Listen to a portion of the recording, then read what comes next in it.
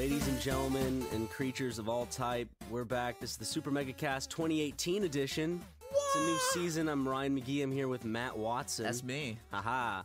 And the first podcast of the year. We have a lot to kind of discuss and a lot to probably say. You know, there's going to be that section in this episode where it's like, 2018 is going to be fucking epic. And we're going to do all this awesome shit and then do none of that shit. Like, I want to go back to our first podcast of 2017 and, like, listen to what we talked about. Like, man, 2017, like, that's going to be the year. We're going to do all this and this and this. Live action every other week, and, like, dude. listen to how much we didn't do. Yeah. But, yeah, guys, welcome back. This is episode 75. Ryan and I had a nice little hiatus. We're back now, though, officially. And we're fresh. We're getting back into it. Rejuvenated. That's a good word. And real quick, before we get into this week's podcast, we want to give a quick thank you to our sponsor, Beachbody On Demand. Got those New Year's resolutions? You want to get in shape? You want to lose weight? You want to gain weight? Whatever you want to do, Beachbody On Demand is a great way to do it. Beachbody On Demand is an online fitness streaming service that gives you unlimited access to a wide variety of highly effective world-class workouts, personalized to meet your needs. I know they met mine because I'm fat. Not anymore. They got extensive nutritional content, all proven to help people achieve their health and fitness goals. There's a bunch of familiar brands with it, so, you know, I'm sure you'll recognize some of them, like P90 Schmex, you know what I'm saying? It's called P90X. I know, okay, sorry, but, you know, like... Now, do I have a personal story about Beachbody, Matt? Ever since I've been using Beachbody, I have become a Beachbody god. Women look at me now, and all they see is an object. Hey, I'm trying to pack the pounds on, and it's a cool little website. It has a bunch of cool little workouts and stuff. Pack out those pounds, bro. I know. You can't see me. You can't see me gaining weight, but I'm trying it, and I like it. I like what I'm trying. With Beachbody, you'll be able to gain the muscle and body you so desire, Matthew. Thank you, Ryan.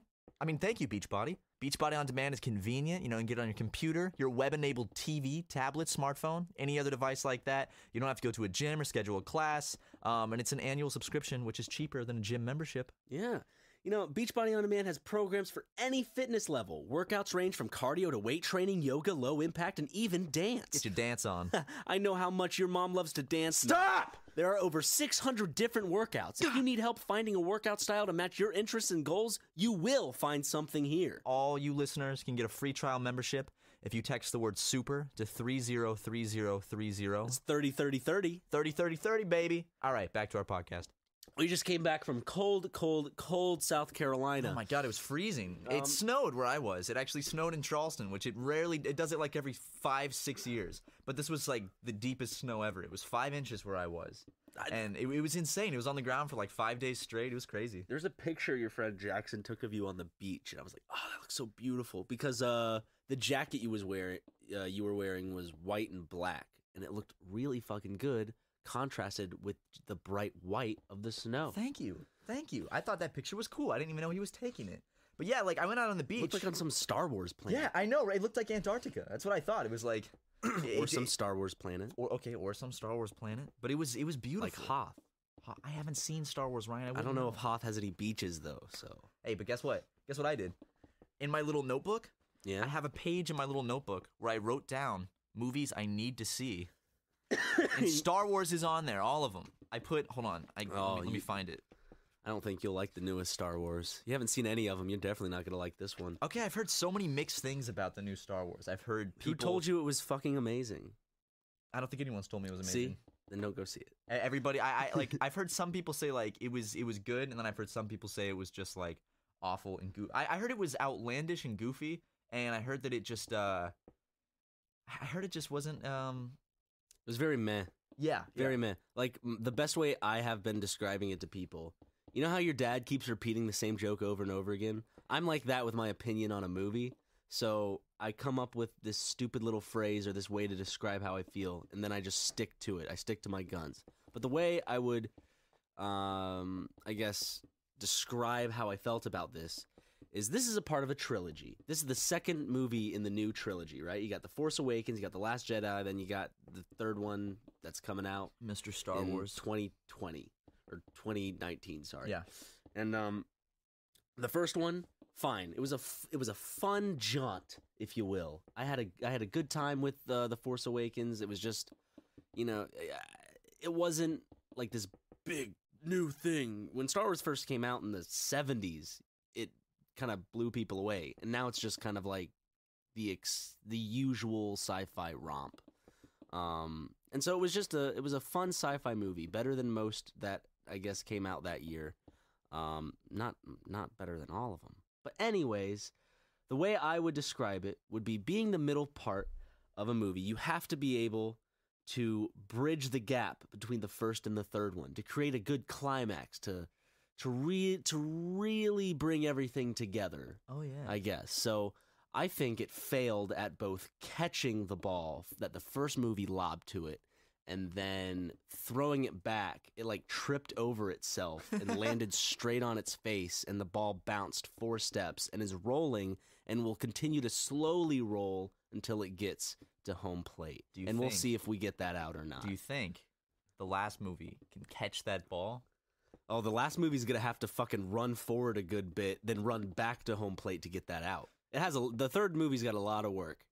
Was the second one directed by the same person that did the first one? No, the first one was J.J. Abrams, and the second one is Rian Johnson, who's directed a bunch of other stuff. I don't know if you've seen Sicario. Yeah, he also did a bunch of Breaking Bad episodes.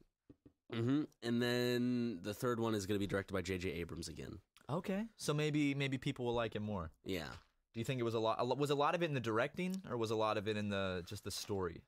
Like, the directing was mostly fine. I do have to say it comes down to the writing. Not necessarily the dialogue was awful, but if you're given a script that is stupid, there's no way you can direct around it. Yeah, and that makes sense. But I mean, he made a lot of the key decisions in that. So I mean, I have to think that a good bit of it falls on his shoulders. Yeah, I heard that they're actually they don't plan out the whole thing. They're kind of taking each one by one and writing them as they go, and they're not writing the entire story arc out first. Which can work well. That's what they did with Breaking Bad. Yeah, they loved really well. I love Breaking Bad because they set themselves up. They intentionally. I remember watching an interview and they said they intentionally put themselves in a corner because it's like, how are they going to get out of this situation? And them as writers are like, fuck, how do we get out of this situation? And it kind of mirrors real life where you're improvising your way out of things. And yeah, I like that too because it's like in the show, it's like, what is he going to do? And they're kind of on the exact same page. The only time in Breaking Bad, spoiler alert for Breaking Bad if you haven't seen it. Skip ahead if you don't want to hear Breaking Bad spoilers. Where it was like, it was badass, but it's a corner they wrote themselves into, and how they got out of it. I was like, Jesus Christ, this is the most crazy shit. It's when he made that Gatling gun in his trunk. Oh, I was just like, what? Like, I saw him making it. Like, I knew what was going to happen. Like, when he bought that big old fucking gun. Well, that's a big spoiler. And then all of a sudden, he just fucking cranks it out, and it's like a fucking drone robot, like in early development. Just goes up, has like mechanical shit and everything, remote controlled, I guess. That was awesome, though. It was. When that happened, I was like, what? And they proved that it could actually work. Yeah, like I think Mythbusters built their own version of it. Which, by the way, apparently they're bringing Mythbusters back. I was on a plane yesterday. Oh yeah, no more Breaking Bad spoilers. We're done with it. Oh yeah, we're done. We're done. Now. No more Breaking Bad. It's Mythbusters time. Mythbusters spoilers ahead. No, Jamie. Sorry. They're bringing Mythbusters back, but it's not Jamie and Adam anymore. It's 2 different guys. Oh. I was on my flight and I looked and they had like a trailer for the new Mythbusters. The new Mythbusters. It was like. Were we crazy to bring Mythbusters back or something like that? But then it showed 2 different guys. Let's take a look at these guys. It's going to be on the Science Channel or whatever it's called, the Science Network. Okay, the Science Network? The SCI? What is that? Is that a sci-fi now? No, but it's not sci-fi. I don't know. I don't have cable. Ryan and I don't have cable.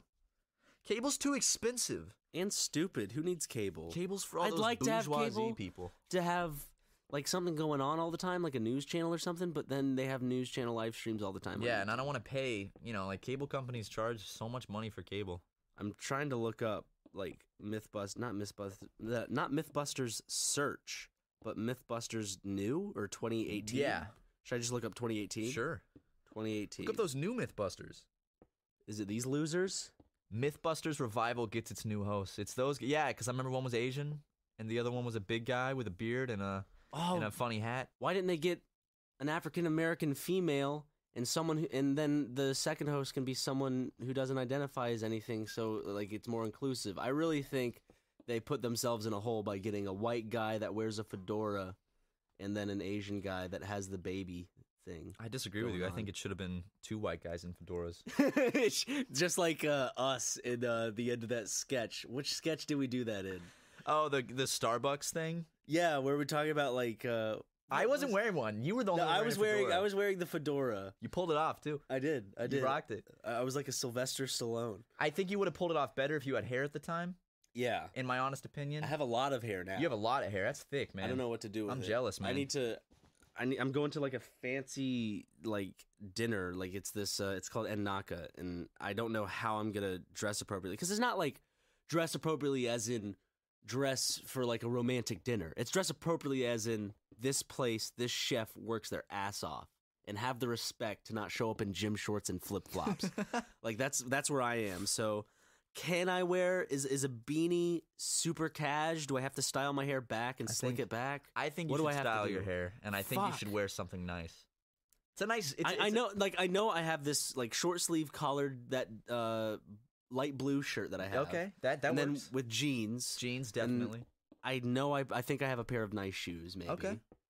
If not, I can just go to Target and buy a cheap pair that'll cut into the back of my heels. I snap my Achilles heel and I'll go all the way forwards like in Hostel. I say what you do is you get a bunch of grease, like a lot of grease, like Crisco, and dip your hand and get a full scoop of that. Do you know how hard it is? Put it in your hair, just all the way back. I don't think it's at the length to where it would look that good slicked back all the way. I don't know. You should no, I'm saying like Ryan, like get like a cup, like a cup, a measuring cup. Okay. Get at least 2 cups of grease. Put that in your hair. No, okay. Grease it all the way back. How about this? In the morning, I'll make bacon. I'll put it on one of those like bacon griddle grease catcher trays that you can put in the microwave. Yes. And so that's how you can make good pasta, by using the grease if you're using bacon in your pasta. No way, I didn't know that. Anyways, so I'll just make bacon in the morning for the boys, for you and Tucker. That'd be fantastic. And myself. I'm one of the boys. Okay. I'm also one of the boys. Sure. I'm in this group known as the boys. That's what we call ourselves, the boys. The boys. And so we'll all enjoy our bacon, and then I'll go take that grease pan to my bathroom and then drizzle it onto my head and then just smother it around and style my hair in any which way I choose. I can't imagine using bacon grease as like a hairstylant. That sounds so disgusting. You would just look so nasty, like, because that type of grease... What are you talking about, dude? Come on. Is that what you've been using? No, but a lot of people do it. A lot of very famous people. They Food use reviews. Grease? Yeah. He doesn't use bacon grease. He look at his makeup video. He uses bacon grease in his hair. I have not watched it all the way through, but I guarantee he doesn't use bacon grease. I guarantee you Ephemeral Riff does it. He doesn't even have hair. Just greases the top of his bald head. He greases his teeth so he talks better. So he talks smoother. He lubricates his teeth so his lips slide off them very and his well. Tongue. He swooshes grease around in his mouth, so everything comes out so loose. Gargles it so his throat gets all lubricated. Yeah. Ugh, that sounds miserable. Imagine just drinking straight up grease, like a big cup of grease, and just drinking it. How many calories would that be? I don't know. A lot. Shit, that's what I got to do. To gain some weight, I got to start just drinking straight grease. Just start ordering KFC. They got fried shit that has grease in it already. Boom. And it's meat, so it's protein. Then you can get your carbs with the mashed potatoes. That's true. I could just watch Grease, too. I do not like that movie. You don't like Grease? No, I don't. I never liked it. And I know it's a classic, but I really dislike that movie. Ryan, summer loving. Happened so fast. I never have a fun time watching it. You could just watch the new and improved Grease, High School Musical. It pretty much is. What about Hairspray? Hairspray? It is, 100%. Hairspray? Do you like Hairspray? As a musical, not as a movie. Well, wait, John which one are you Travolta was talking? pretty goofy. Are you talking about old Hairspray or new Hairspray? I've seen both. I haven't seen the old Hairspray. I've only seen John Travolta Hairspray. Dude, the old Hairspray has like a scene where it's been a while, so I don't remember it that well. I just remember there's a scene where they like smash someone's kneecaps with like a baseball bat and leave them in a parking lot, and they're like screaming. Jesus Christ. That's in the old Grease. What? I mean, Hairspray. Fuck. Hey, Grease and Hairspray. You use them both in your hair. Yeah. Speaking of bashing people's knees in, I saw I, Tonya, which is about Tonya Harding. Who paid someone to bash someone's knees in. Now, we don't know the true story here because there's a lot of things up to whatever. Some goofy stuff in there. She directly didn't pay anyone. Her ex-husband apparently paid paid some dude that his friend who was her bodyguard hired some of his dumb friends. I don't know. The movie kind of sensationalized a lot of stuff, but the bodyguard character, I thought they were joking around because the bodyguard character in the movie was one of those people that's like, yeah, I work for anti-terrorism, anti-terrorism intelligence, and I work for the government. And then the person's like, no, you don't, but I do. But you don't, but I do. And so I thought that was really goofy. And then at the end, they show an interview from the actual bodyguard, who, no joke, is just, yeah, so I just worked in counter-terrorism agency, and I've been working with the government. And it's like, this dude was legitimately crazy. Wait, that's not the dude that smashed the... No, that's the dude who got people he knew to smash. Okay. The other girl's kneecap, Nancy Kerrigan. Yeah, that's who it was. Good old Tanya Harding, man. Gotta love her. She hosted World's Dumbest Criminals. Did she? She did, which I thought was ironic. She's not a... Hey, she didn't do anything as far as I know, like anything direct. She just got people to do it. Yeah. Y'all in the comments... That's like Bin Laden. Bin Laden I'm not saying... I didn't say she... I don't think... Look, her alibi is... And the way the movie portrayed it, because you gotta believe Hollywood movies nowadays, is that she had no idea what was going on, and it was all kind of just this mishmash of mistakes and wrong, stupid decisions made by stupid, dumb people. And so those in the comments who have gone over the case and have studied it their whole life is people in the comments whose lives are dedicated to this, essentially. Dedicated to the Tanya Harding versus Nancy Kerrigan case. Tell me what you think. Do you think Tanya Harding got a bad rap and just became the person to hate because we needed someone to hate, and it was like, that's the popular person with the face that we can hate? Or did she actually do something fucking despicable? Ryan, I think you sound like a Tanya Harding apologist. I'm not. Look, I'm letting people in the comments help sway me. So it's all. Let's get the debate going in the comments, folks. Tanya Harding. Is she good or is she not? Tanya Harding, good or bad? Did she kill Nicole Simpson? Tanya Harding, are you good or are you bad? We'll find out in this episode of Tanya Harding, good or bad. In the next podcast, we'll let you guys know if we think Tanya Harding was good or bad. We'll come to a conclusion by then, okay? I'm needing you for a second. I need more water. Can you bring me a water too? I'd really like a water. I'm trying to hydrate more in 2018. That's one of my goals. All right, well, Ryan's gone to get some hydration. Just me now. I guess I could just talk about politics or, something fun like that. And he's back. Think fast, nerd. Don't throw it. Don't throw it. Dude, you caught it. You play baseball? I do, man. Did you play baseball for 9.5 years? No, did you? Anywhere between 7 and 9. That's still a long time playing baseball. But you gotta be a pro by now. No, we're talking about like starting off at T-ball. Yeah, T-ball counts, man. I want to see T-ball like T-ball world counts. championships. I want to see like because T-ball's literally just baseball, but instead of throwing the ball, it's just sitting there for you to go ahead and It's for hit, young right? kids. I'd like to see an adult league like not like Special Olympics, but just like an adult league for T-ball. But it's like all these men that are super masculine. And they try to fucking hit the shit out of the ball, and it's like, look how hard I hit it. Yeah, good. Like the wives are in the stands, or husbands. Either one. How about in this story they're just all husbands, all husbands and just grown men. A gay T-ball league. Just a gay T-ball league, like the World Championship gay T-ball league. They got all their gay sons with them. They got their gay dogs. Wait, their sons are gay? Yeah, too? all their sons are gay. And the dogs. The dogs are gay. They have little like cats and cat carriers that like one of the gay husbands brought because he couldn't. Why? Because he couldn't leave him at home because he has a skin condition that acts up if he doesn't give him his treatment every 3 hours.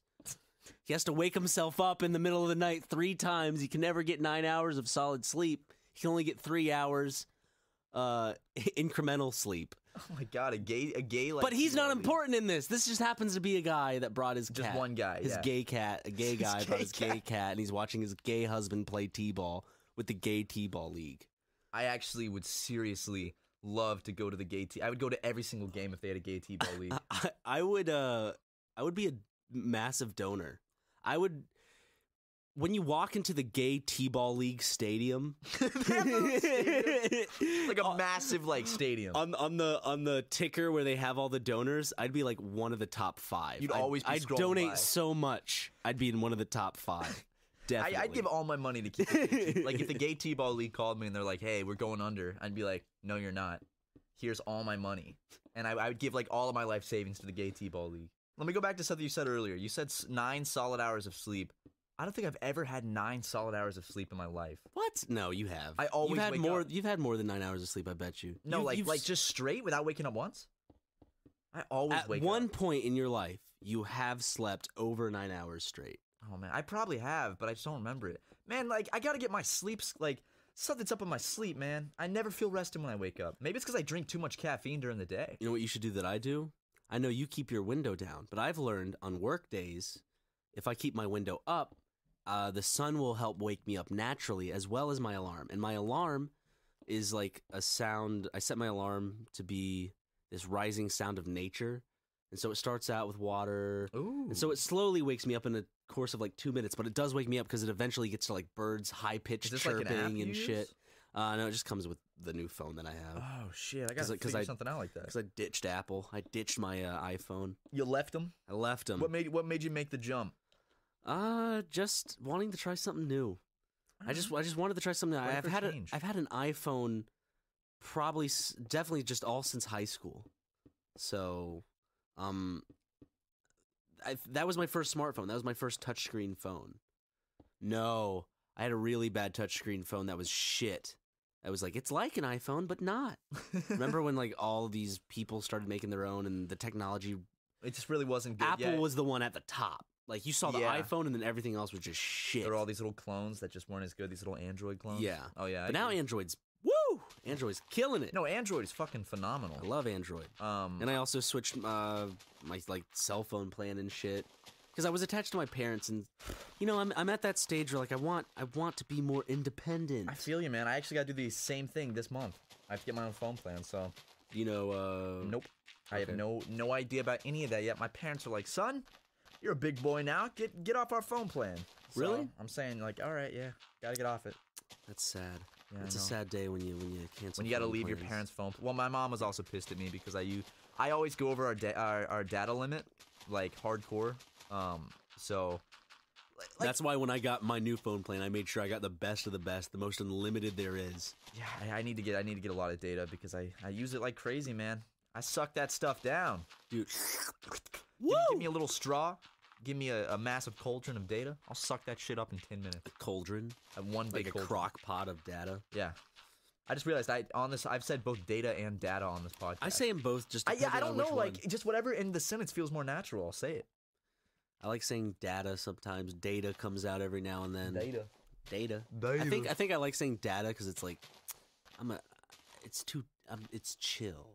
It's a chill way of saying. Is there a data. correct way to say it Data. though? Data. Like, is it tomato? Like, you can say whatever you want. I think it is data. Data? I think it's data. I want to say it's data. Like, cause yeah, just makes Data sounds funny. I like data. Though. How about data? data? Data. Data. Doodity da. Ba ba ba ba Skiddity da. There we go. There we did it. We made a bit out of it. Can we? Do you? Okay.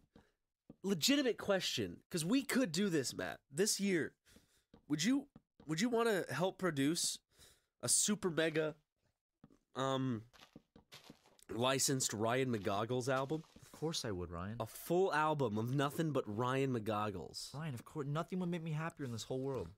I think we could do it. Like, if we show people that we make a legitimate album cover and it looks like really good, and we get the sound quality to sound good. Of course, the songs are just going to be typical Ryan McGoggle fare. But if we get this album to the top of the charts, past the big ones, Top it on iTunes? past Nicki Minaj, past Coldplay, past all the big boys. You know what I'm saying? All right, real talk. We drop this.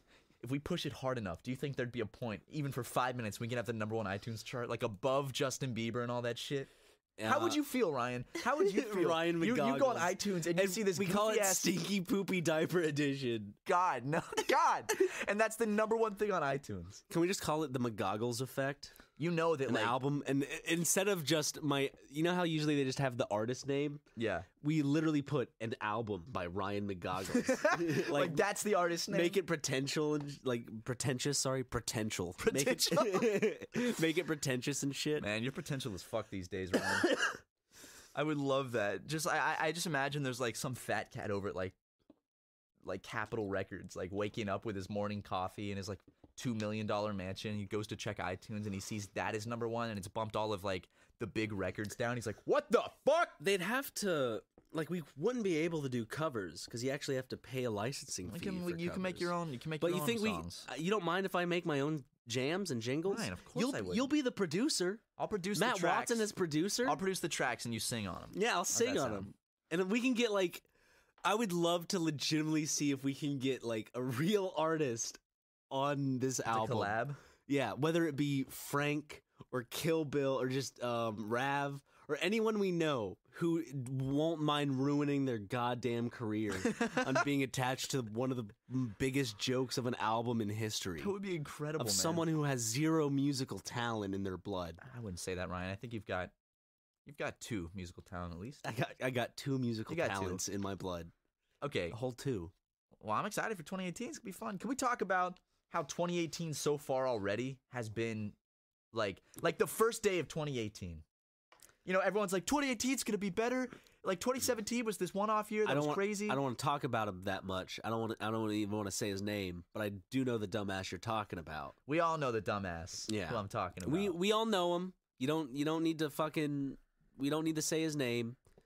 How about you just the dumbass on YouTube? The dumbass on YouTube. That's perfect. And his dumbass brother. How about we just nickname them the Dumbass Brothers? The Dumbass Bros, yeah. Yeah, I'm totally fine with that. Dumbass Bros. They really, man, for like one day into 20, I was thinking like, man, I hope YouTube will be better in 2018. Can we shorten that though? Dumbass Bros, the Ass Bros. Ass Bros. The Ass Bros? Ass Bros. That sounds like some like comic you'd make when you're 14 and you're trying to be kind of like more edgy now. You're like, I mean, this is called the Ass Bros.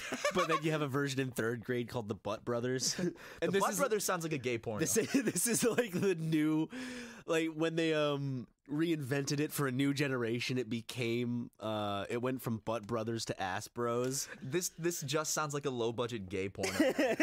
The Ass Bros. The Ass Bros.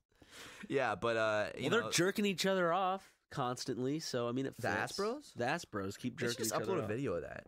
Yeah, so the eldest of the Dumbass Brothers, or sorry, the eldest of the Ass Bros. I'm using that. I'm sticking That's to it now. It's canon. Let's say the very first day of 2018, they went and really showed. They helped YouTube show more of their true colors too, because YouTube was like, I'm not going to do anything about this, but we're still going to make sure that we demonetize Super Mega's 30-second merch ad that's literally just music. Yeah. But they did that. They disrespected an entire country real bad.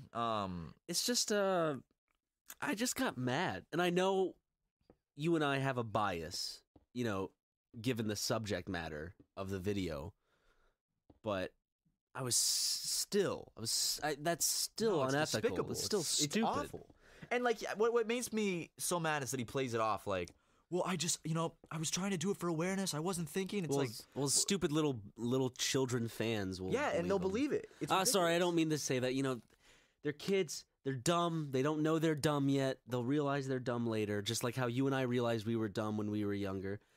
You know? Yeah, absolutely. As I said, I keep saying this. If I had Twitter when I was like the age of the Aspro fans. Oh, thank God I did not. Thank the Lord I did not. I know. It would be just ripe with bullshit. Ripe with cringy little bullshit. And there's still cringy bullshit out there, of course. Would we have been fans of the Aspros? I would not. I was more of a fan of the Shane Dawson type and the Smosh type. You know I was, Ryan. Yeah. I was, Smosh, Shane Dawson. Fred. Get a little Fred in there. I did like Fred. A little sprinkling of Fred on top. You know how jealous I was of Fred when I saw that he had his own branded shirt made that said Fred? I was like, what? What money are they pumping into this, huh? I don't have that budget. He had his own shirt, and I just remember thinking that was insane. And the R was backwards. How goofy was that? Like it was the Fred brand. Had his goofy face. It was unreal. And I watched all that guy's videos. And now What about Fred's medication? Oh, he makes terrible videos now. He missed his medication. He makes real bad videos. Lucas Wozniak or whatever his name is. Wozniak. What's his last name? do you just go in your brain and find a random last name of someone else that exists? Because I know you'll correct me. I might just like if I'm gonna say a dumb last name. You think it's Steve Wozniak, the Apple guy? Yeah, but Fred's name is Lucas what? Strange? Crookshank or something? I don't know. Lucas Crookshank? I think it's some weird name. The Crookshank Redemption. That's his new channel. Because he's redeeming himself after Fred. Not much he could do there. I mean, his channel still is kind of like typical YouTube stuff. Oh, it's real typical YouTube stuff. But I mean, hey, if I could have made millions of dollars by making high-pitched voice videos when I was a kid, yeah, I totally would have done it. I mean, Rhett and Link, they do typical YouTube stuff, but they do it to... It's like they got the formula down. Oh, they got it right to where it's not that level of like, ooh, okay, YouTube over here, ooh, all nice and pretty. They have that talk showy, clean vibe, but it doesn't feel like someone's fucking with you. Someone's not trying to take anything from you. Well, I mean, they're like YouTube veterans. You know? They've been around since the beginning. So they're high quality, good guys. I've never met them, but I just imagine they are. You said you saw Link. I saw Link at Shake Shack Link, once, and he looked depressed as shit. Well, he just looked like he wasn't having a good day. That could just have resting bitch face. He could. You hear that, Link? You hear that? Got resting bitch face. I'm just kidding. I've always admired you. More like if you resting hear that, bink face. Bink face. What's that? Bitch and Link together. Gotcha. I was trying to figure out where you're going. I'm like, resting bink face. What is it? Resting bink face. I've got resting bink face. Hey, y'all, go on to Twitter, # resting bink face. Put your favorite picture of Mad Link from Rhett and Link. Please don't do that. Resting he's gonna be like, who started this? And it's gonna trace back to us. Who started? He's gonna look at his phone. He's like resting bink face. Like, what does this even mean? What the fuck is this bullshit? No, but those guys are awesome. What juvenile children came up with this? Oh, wait. A 23-year-old man came up with this. 23-year-old man with a beard. I have to say a beard because then it pronunciates the man part of it. Oh, it definitely does. It looks good, though. You got a nice beard. Your beard's looking good these days, Ryan. Thank you. I need to take more care of it. Over my holiday break, I tried to grow facial hair, and I did an experiment. I said, you know what? I'm going to get some Rogaine, and I'm going to see if I can actually use Rogaine and put it on my face and see if it actually works. So I did. I put some Rogaine on my face and it burned terribly. Got little whiskers. Yeah, the second time I put it on, it burned even worse. And I actually did. I started growing some facial hair, but it looked real bad. So I decided to scrap that idea, shave it off. Did not like it that much. No? I got some pictures of it still, which I probably won't share. But I had a little beard going. I had a little. I think you'd have to be a mustache guy. Think a mustache? I don't think you can grow a beard. You won't be able to for the next few years. Give it a couple years, yeah. But you can do a goatee, but I think a mustache would benefit you well. What if I just did just a mustache? That's it. Just a mustache, no beard or anything. You're also gonna have to bulk up if you want a mustache. Yeah, definitely. Otherwise, I'm gonna look like a creepy little lanky guy. man. I'm trying to bulk up, man. It's not easy.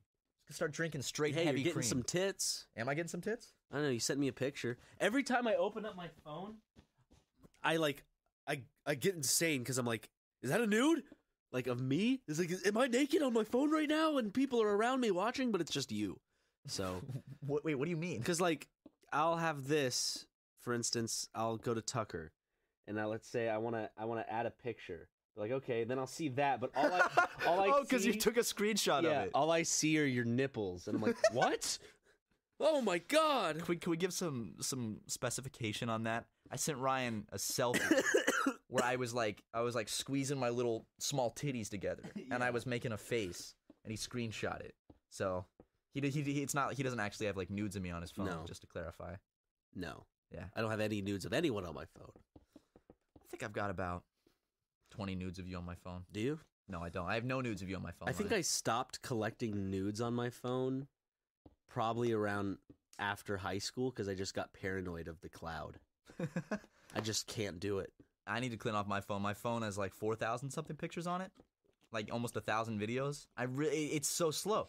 Like my phone just started being slow out of nowhere. I still have like 20 gigs left on my phone, but it's so slow. Do you think when it has type, anything to do with the Apple slowdown shit? I wonder, because when I type, sometimes I'll type and the letters won't appear for like 3 words in. Then it just like quickly speeds up. Okay. And catches up. It's so bad. Do you want to talk about it all, like kind of what we're wanting to do more in 2018?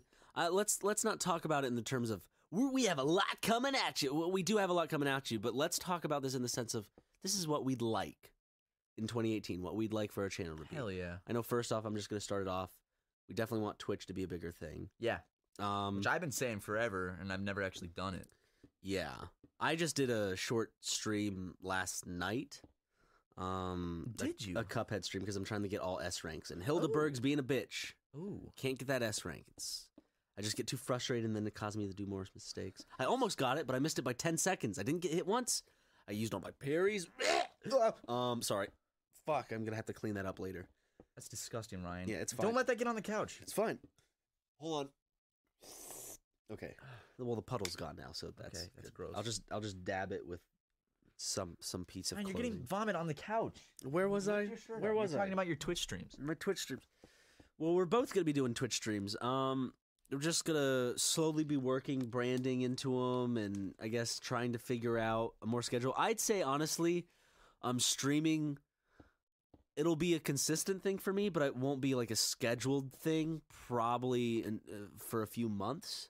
I'm thinking like a schedule by schedule.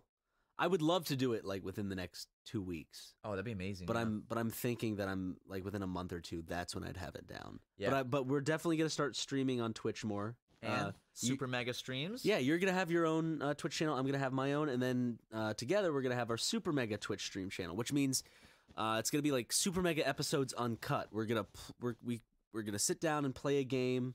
No cuts, no funny edits, none of that stuff. Just us, the game, you guys, and some sound effects for, I guess, follows and donations for goofs and all giggles. that stuff. Yeah, I'm excited though. Toying around with a couple ideas here and there. You know, we've said it so many times, so I'm not gonna hype anything up. But we are looking more at movie review stuff. Yeah.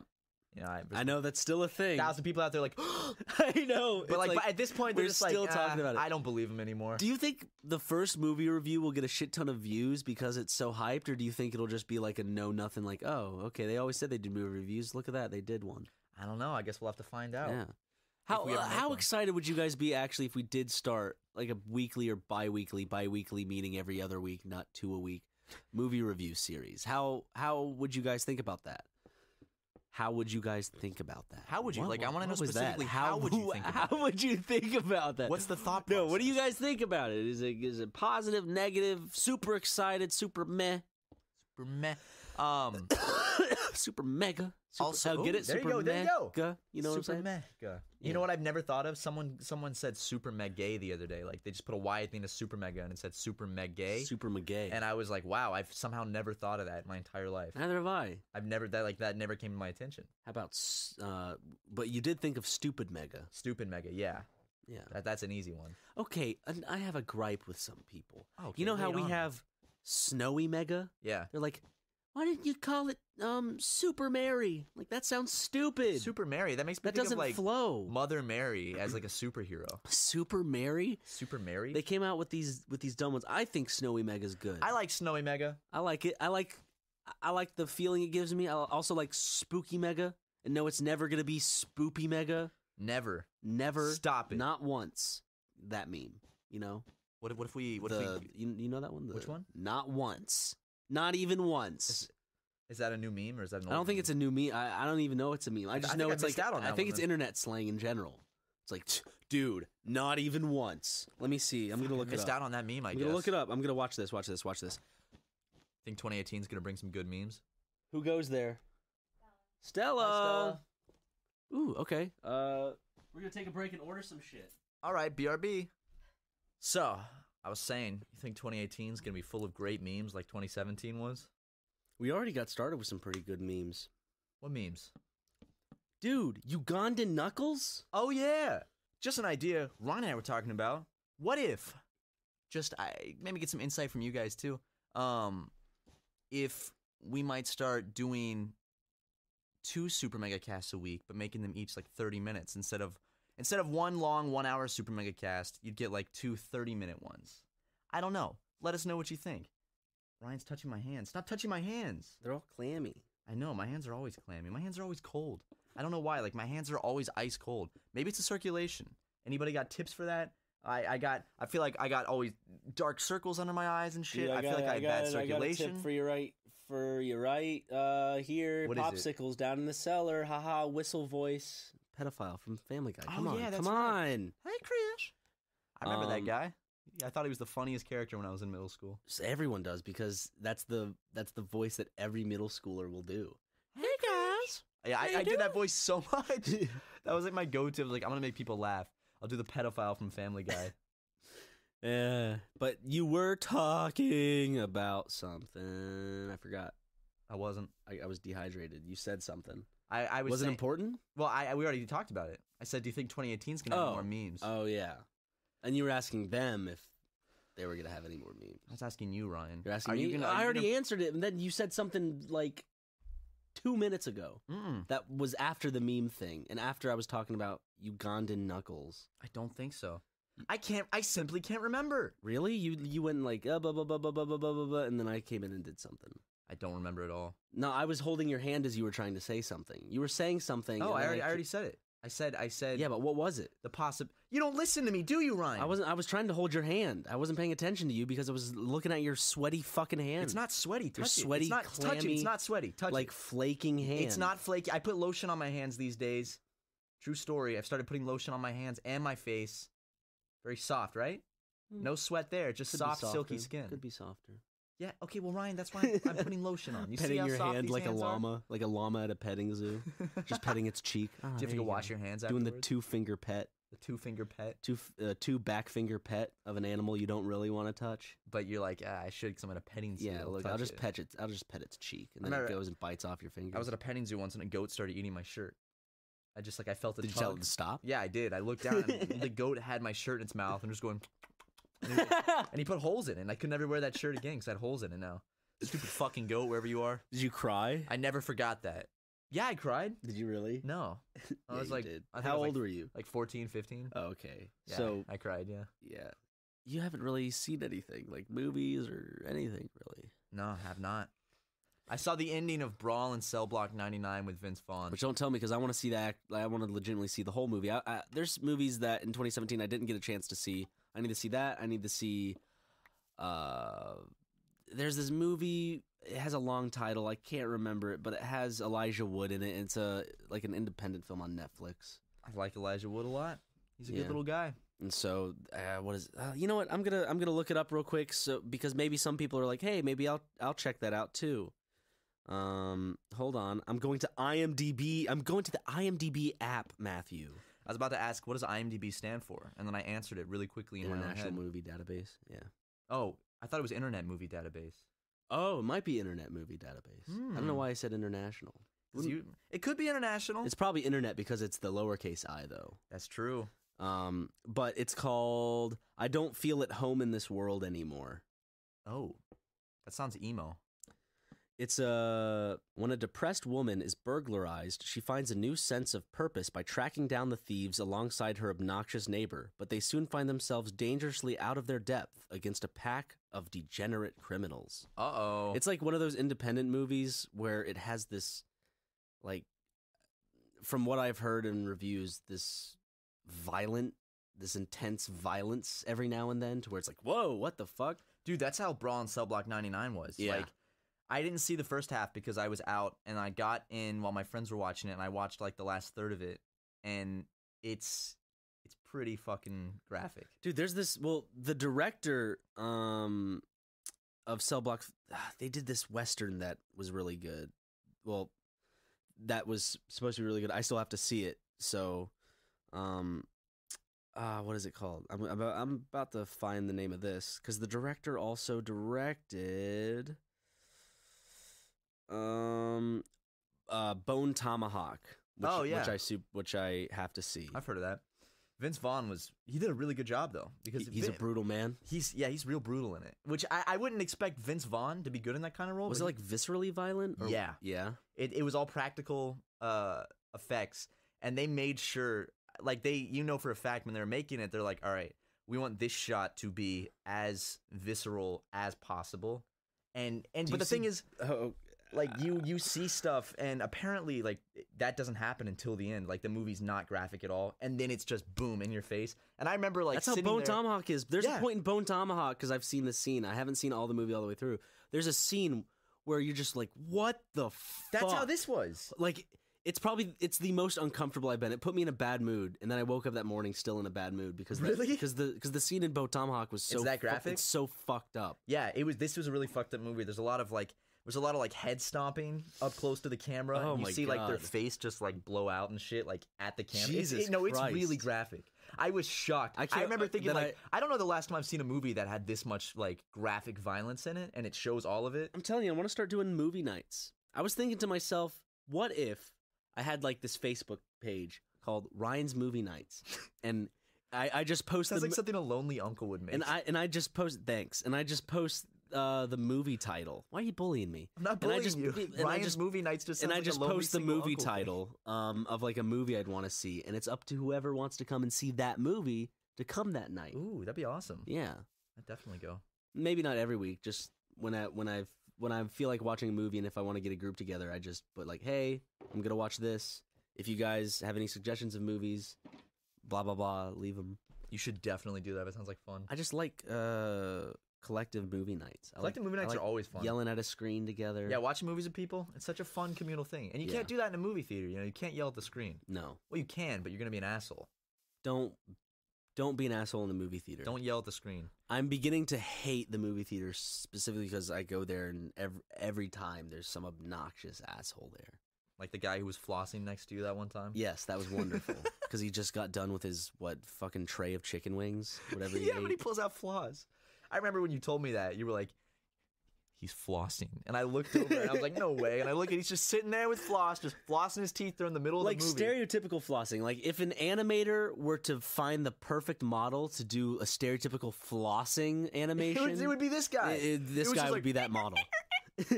Which nobody flosses like that. You know, like no one puts the floss between two teeth and just goes like this long fucking clothesline of a nobody flosses like that. Unless maybe someone listening probably flosses like that. You do the little ones like yeah, but you're supposed to just pop it in your teeth one by one. But he's going if you're flossing like that, you're doing it the wrong way. It's like the way I don't know if you do it. Do you dry your back off this way still, or like your back area off? Like you take the towel, you wrap it around, and you go. Yeah, I do. It's like that, but for your teeth. Kind of, yeah. I think I'll wrap the towel around me, and then I'll just kind of, do a little something like that. What? Like I'll put the towel around me, and I'll just kind of like go like that. Don't you feel like it's easier if you just go? Because then you can go down all your back and your ass. I never even thought of that. Because you just go, boom, then you go. Oh shit! I gotta try that. Okay. Got some questions, Ryan. When you get out of the shower. All right, I got a series of shower questions for you. Okay, you're trying to find out what type of person I am. Yeah, this is the shower personality test. Okay. When you get do you step out of the shower before you dry anything off, or do you dry off a little and then step out? It depends. Most of the time, I'll dry my feet off, but I also have a mat that I can drip onto. So also like the other times, I'll just step out fully wet and drip on the mat and just dry. But I like drying in the shower because then I just step out and I can just focus on my shit. And then your mat doesn't get all soaked. Yeah. Here's what I do. Ready? I'll pull the towel down because I hang the towel up over the shower bar. Same here. I don't I keep it there all ready, like dried. I leave the air on, and then I leave it there. I also leave it there because sometimes I want to dry off my hands because I use my phone in the shower. Every time I'm in the shower, I have my phone in my hand. I can't remember the last time I took a shower and my phone wasn't within 5 feet of me. You do the whole time? I'll like play something and like put it on the top ledge. You know how there's the bath and it comes out a little bit from the wall. From the wall. There's like a little ledge. So I'll put it right there and like watch stuff as I'm doing this. I also want to get a Bluetooth shower speaker so I can hear things better. I got one. It's real nice. You got one? Mm-hmm. I got one. Oh, you've had one. Yeah. But I want to get one. It's one of those ones that suctions to the fucking wall. Oh, nice. I had it in I have a list on Amazon of things that I want, and it's what's the list called? Me from me.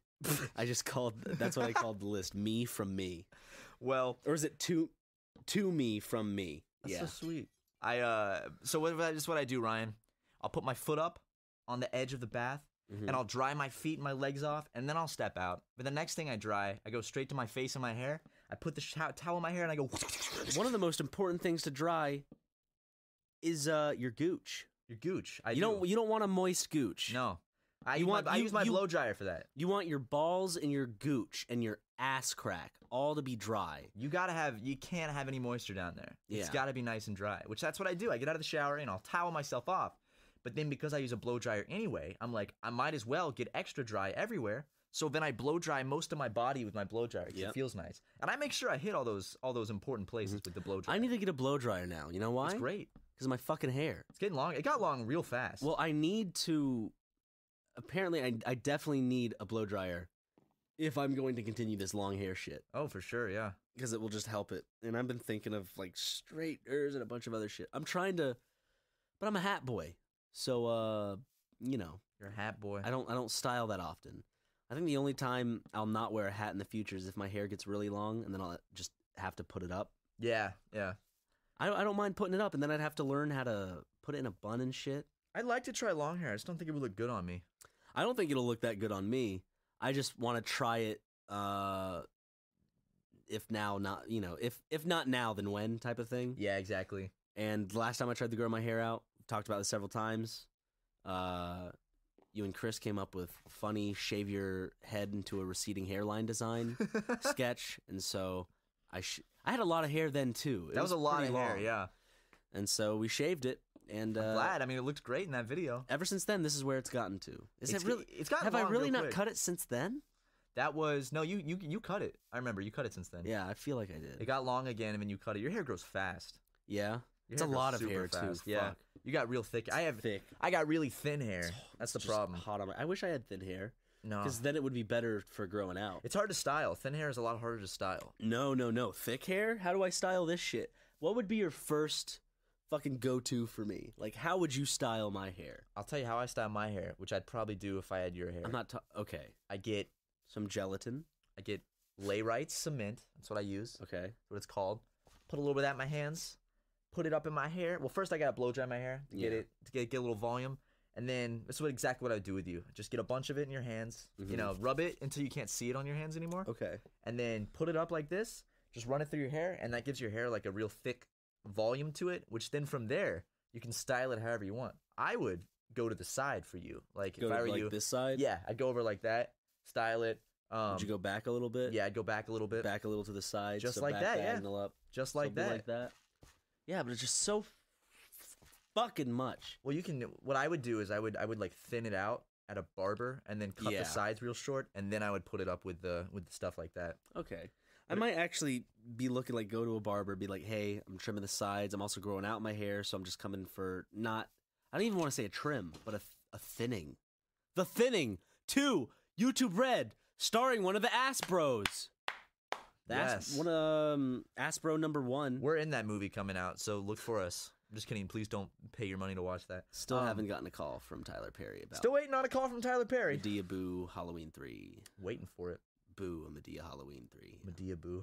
Medea Boo. Medea I'm a Boo. Medea Boo, baby. I love everything about Japan. That's Medea Boo. I think, Ryan, how you should cut your hair is you should cut it where it's like you cut the side, you buzz the sides completely, and you just leave like the top just sitting on there, but it goes into a mullet. You know what I'm talking about? Yep. One of those. Yeah. You got to get one of those. Like the bully from It. Yeah, exactly. Do that hairstyle. That would work on you so well. Dude, the bully from It called one of the Ass Bros a douchebag on Twitter. Did he really? Yeah. Man, That just goes to show what happens when you're an ass bro. because that guy in the movie, he was a real ass. Yeah. So if he's calling, If he's calling ass bro the eldest ass bro #1, the ass bro elder. the ass bro elder. Don't worry, he cried a little. No, he didn't. Yeah, that video, his apology video was so, he's like sitting there like, you know, perfectly chiseled with like, it looks like he literally took a teardropper and just put like a few tears in his eyes, and he made sure not to like really move a lot in the video so they wouldn't like go away. And he's like, I've made a serious lapse in judgment. I was telling it because I watched it with a group of people. We were all laughing at him. It's funny. It's so fake. Because he's such a joke of a human being, and I don't respect him as a person. But anyways, we were watching him, and I was like, he looks as if he's on this device. Let me turn this mic around. Okay. Let me turn the mic around. It's pointed down now. Fuck. Oh, it's broke. It's broken. It's always broken. It's falling down. Oh shit, something fell off. Fuck. Oh well, can you just describe them? Yeah, okay, so, Ryan has a stool. There's a hole in the middle of the stool. Okay. And he's just kind of like perched. You know, he's just perched like really like this. That's what it looks like. And then but at the same time, slowly there is probably this big of an earthworm, like the biggest earthworm you've ever seen, slowly sliding into his ass. He's just. Can you take a picture of like me right now? Yes. Put it in the podcast. Just picture Elder Aspro doing this as apology. All right, I took a picture. But with a hole in the stool and an earthworm slowly making its way up his asshole. Who came up with that? How did you come up with that specific imagery? You know how I come up with just specific? I mean, it works. It's perfect. Yeah. I'd like to put a video of like Elder Aspro's apology, like next to Dr. Disrespect's apology, and just have them playing at the same time on loop. Dude, that's an art. That is an art. That is an art. I want to rent out like a little art gallery, and then on the wall just have like a bunch of YouTubers. They're like, all crying apologies, like Matthew Santoro, Logan Paul, what's his face, Dr. Disrespect, like all of them just on a big wall, and it has to be them crying in the apology or something. And it's all like just echoing through an art gallery. Yeah, and then there's another room where it's all the YouTubers that are coming out of the closet that are crying, and then in another room it's YouTubers whose pets have just died that are also crying. YouTubers like to make a lot of videos of like personal, very personal they really like to just spill it all out there. Really like, hey. Okay, can I just ask you one thing real quick though? Lay it on me, brother. With the Aspro scenario, Elder Aspro. Uh-huh. What would be the difference between what he did in that Japanese forest, and if he was in his house with his bros and he walked in and his best friend was hanging from a closet door? Like, what would be like? And he was vlogging it. Would he just be like, "Whoa, dude! Whoa!" Like, what's the difference between that? Is there a difference ethically? Would it be the same fucking thing? He'd still be filming someone that killed themselves. But then it's like, oh, I called the cops. Like, dude, you know, America, man, there's a lot of suicides that happen in America. You just got to come to expect it. Just like he's talking about Suicide Forest. You just got to come to expect it.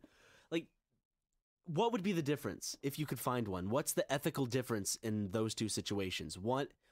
Is it just one's a friend? Yeah, I guess so. You're still filming someone that killed themselves. You know, and putting it on the internet for views. And people are like, oh, he's just trying to raise awareness. He wasn't trying to disrespect. It's like, yeah, that's why you put him in the thumbnail and everything. Yeah. I said this a few podcasts back. All the Aspros are those disrespectful, asshole, good-for-nothing douchebags in high school that happen to get famous. Oh, totally, yeah. That's all it is. And little kids like it because they want to be the popular kid. All kids want to be the popular kid, the crazy one. And, you know, a lot of them don't have that. And now, luckily, thanks to the Aspros, they're going to go out and try to find a dead hanging corpse and be like, "Heh, savage! Dab, dab, dab!" At least he didn't dab on the dead guy, dude. They're going to push the body, have it swinging to the rhythm of the music video they're shooting. And then they're going to be dabbing with it. That's the future. That's the future. That's the future, man. Because the problem is, like, all these kids watch them, and then they want to go do videos like that, and it just breeds a new generation of assholes. Well, like, for us, I feel like an old man when I see what they're talking about. Because they're like, what's the big deal? It's just a dead body. Come on. And, like, in my head, I'm like, yeah, but there's a precedent. There's an amount of respect. There's some... Especially in Japan. Yeah. You know? There's a lot of things that go into it other than just boiling it down to it's a dead body. Because you can take down any argument like that, where if you're getting mad and just pissing someone off and going, dude, it's just a game. It's like, yeah, I get it. You're linking to being mad at a game to finding a dead guy who committed suicide in a Japanese forest, Ryan. I don't think that's a clear-cut comparison. Yeah. And I say to you, it's not. And I made a mistake. And I'm going in a circle. And all I'm saying is he shouldn't have done it. I looked over and you said this look on your face like, yep. Yep. But yeah, we got a Ming update. Lay it on him, Ryan. Let's hear it. She's doing well for herself. She is, if there's if I had to picture it, you know how middle class, there's like upper middle class, lower middle class. To be rich, there's super butt fucking wealthy, and then there's rich. Yeah.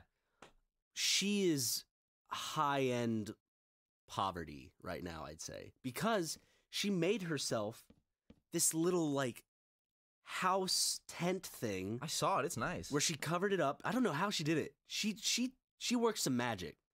And so she has a roof over her head now, a self-made roof, and she has a bunch of suitcases and stuff organized. And the other day she came over to me, she was wearing a dress and a denim short jacket. Like, she looked like, if I didn't know she was Ming, I wouldn't have known she was homeless.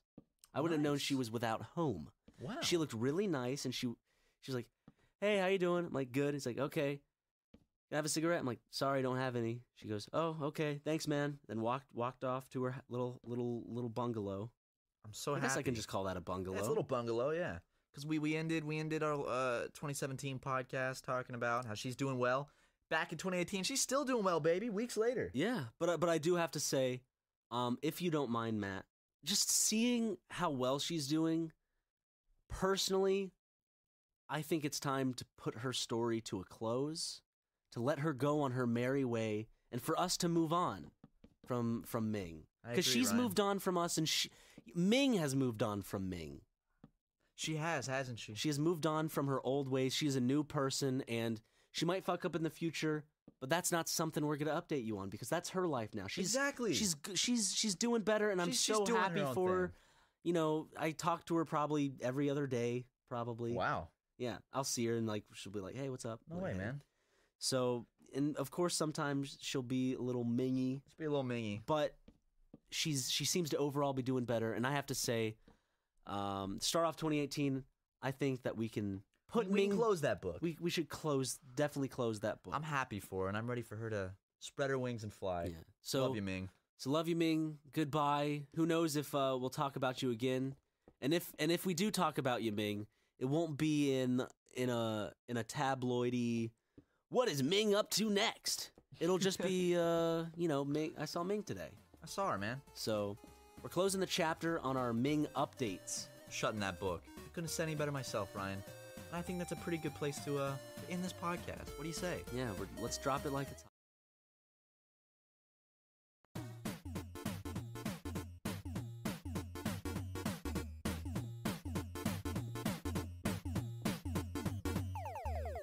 Welcome to Super Mega Cast, everybody. It's your boy, Matt Watson. Yep, it's Matt Watson. Well, I was like waiting for you to introduce yourself. It was just silent. It's just me. I'm like, well, guess it's just me. and your boy Ryan. Your boy Ryan has a quiz for Matt to take. Oh, so let's just start off the podcast with a nice warm up. Okay, ready? Sure, I'm ready for it. Okay, what color do you choose? I'm showing him a range of colors. Okay, I'm gonna choose the third one, which is green. Green, okay. I like that color. Green. What's this quiz? What word describes you? Cocky, polite, optimistic, carefree, enthusiastic, or sassy? I'm gonna say optimistic. Okay, optimistic. Okay. Now it's just a picture of cars. What a bunch of cars do you like? Just choose your favorite car. Favorite car out of these? Oh man, that's a lot of cars. I'm gonna have to pick the shit, man. I don't know. I don't really like any of those cars too much. If you were to own one and had to. Well, see that's I like it, but it's too flashy. And then that one's cool, and but it wouldn't be useful. Okay. Okay, I'll do the VW camper van. Okay, VW camper van. All right, sounds good to me. Okay, now tell me which quote more in lies with how you are, okay? All right. You gotta be clean, because even here in hillbilly hell, we have standards. Then there's, I'm the world's best backwards driver. Respect the classics, man. And then, I have gas. Lots of gas. And the last one, float like a Cadillac, sting like a Beamer. Man, I don't remember any of those quotes. Like, okay, give me. I'll do the first one because okay. it was just the outlandish. hillbilly one. Yeah, sure. Okay. And now you're gonna have to choose which film would you much rather see? Are these all driving films? Fast and Furious, Herbie Fully Loaded, Need for Speed, Drive, Duel, or Rush? I'm gonna do Herbie Fully Loaded because that movie was awful. Herbie Fully Loaded. That was that Lindsay Lohan's last movie before she kind of went off I the think deep so, end? before she went crazy. Probably because the movie was so bad. Okay. You got Fillmore. That's your Disney's car character, and that's who Fillmore That's is. the quiz I was taking? Yeah. Who's my Disney Who's car your character? Disney's Pixar's car character? Okay. Which car's character are you? Well, guys, I'm Fillmore. I'm a Volkswagen van, like the hippie one. Cool. So man, I'm excited now. Now we know. Great. That was a good warm up, and now we're getting back into the podcast. I mean, we were technically in the podcast for that, but now we're in the podcast. We're in it deeper now. Yeah, we're much deeper into the podcast. Couple feet deeper into the podcast. Yeah. And but before we get even deeper, why don't we take a minute to say a quick shout out. An ad. Yeah, it's an ad. Guys, you want to look good in your underwear and be comfortable, right? But that perfect balance is hard to find. You don't want to sacrifice style over comfort and vice versa. So check out MeUndies.com and you can find the best pair of underwear in the world. Can I tell you why MeUndies is so epic? Do it, Ryan. Okay, first off, they're the most comfortable pair of underwear you will ever own, and I've ever owned myself. It's made from, like, good fibers and stuff. 3 times stronger than cotton. What? Yeah. Ladies will love the soft, eco-friendly fabric, so soft and touchable. For the fellas, MeUndies diamond-seamed pouch cradles your jewels and gives your stuff the support it needs without feeling too tight. Nice. It's 100% satisfaction guaranteed. They're guaranteed you will love your undies or your money back. I gotta say, right now, MeUndies has an exclusive offer. Just for our listeners, you can get 20% off your first pair and free shipping. And MeUndies is so sure you'll love their underwear, they'll even offer 100% satisfaction guarantee, like what Ryan said, and that's a no-brainer. 20% off your free pair, free shipping, 100% satisfaction guarantee. What are you waiting for? To get 20% off, free shipping, and their 100% satisfaction guarantee, and get the best and softest underwear you will ever own, go to MeUndies.com/supermega. That's MeUndies.com/supermega. It's a limited time offer, so what are you waiting for? Come on, stop just waiting around. Just do it, please. Start wearing the best underwear of your life, please. Come on, for me, for your old pal Matt. It changed my life. It's time to let MeUndies change yours. Go to MeUndies.com/supermega right now. Thanks. These aren't your daddy's whitey tighties. That should be their slogan. That's a great slogan. I know. I just came. They should use it. It's not your daddy's underwear. That's creepy as hell. It's not your daddy's. If we ever start an underwear company, it's gonna just be called "Not Your Daddy's Underwear." Not your. Okay, that's fine. I'm Let's so do it. down. MeUndies, come on, let's team up. You even and more I than we are. could design some of the most comfortable underwear. I think. I think so too. I want a pair of underwear that's literally just like a sock for your penis. Just slip it Oh, right you just on, get and a that's it. sock. I guess you could just wear a sock on your penis. Never mind. But if you put a sock on your penis, you get like, if there's like too much that hangs off. Then you could cut it and then sew the seam, But or see- you could leave it open for fun. That's true. That's true. A little air too. Get some air in there. We're no longer in the ad, right? We can. Yeah, talk this like is we're talking like MeUndies is no longer sponsoring us to be saying this vulgar exact stuff thing. about Yeah, right? yeah. Unless they want to be, in which Go to they can- MeUndies.com/supermega. and they can take us up on this offer to create a new pair of underwear that simply just covers your penis. Anyway, I'd like to tell a story, Ryan. It's a really small story that's like 3 seconds long. Earlier today, I was Does walking that mean on... it's about your penis? Ryan, I've had it. I've had it. I'm sorry. I'm sorry. I'm trying to tell my story Okay, here. tell your story. I was just trying to goof and gaff you for 2018. It's only the second podcast in the year. Okay. Our gaffs have to be top quality. All right, I blew a lid. You It blew a wasn't cool. fuse. Yeah, You blew I a did. big It old wasn't cool. fuse. I'm sorry. It's like you're a mansion and all the lights went out. No backup generators, nothing. Oh, you ain't seen all the lights go out yet, Ryan. Oh, I'd love to Just you back wait. up and never mind. I was walking down the sidewalk with a car salesman Were you earlier whistling? today.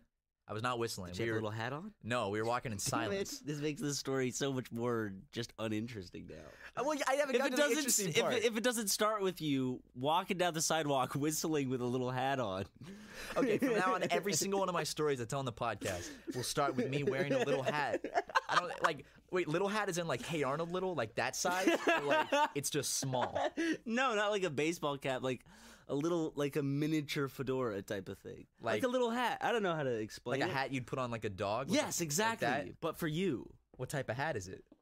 Hold on. Like a baseball cap or a fedora? I'm gonna look up hats on Google and choose which hat. You're gonna get back to your story. How about like a bowler cap? One of these. That's just a woman's. What is that called? Is that just a sun hat? Straw boater hat. Straw boater hat. Okay.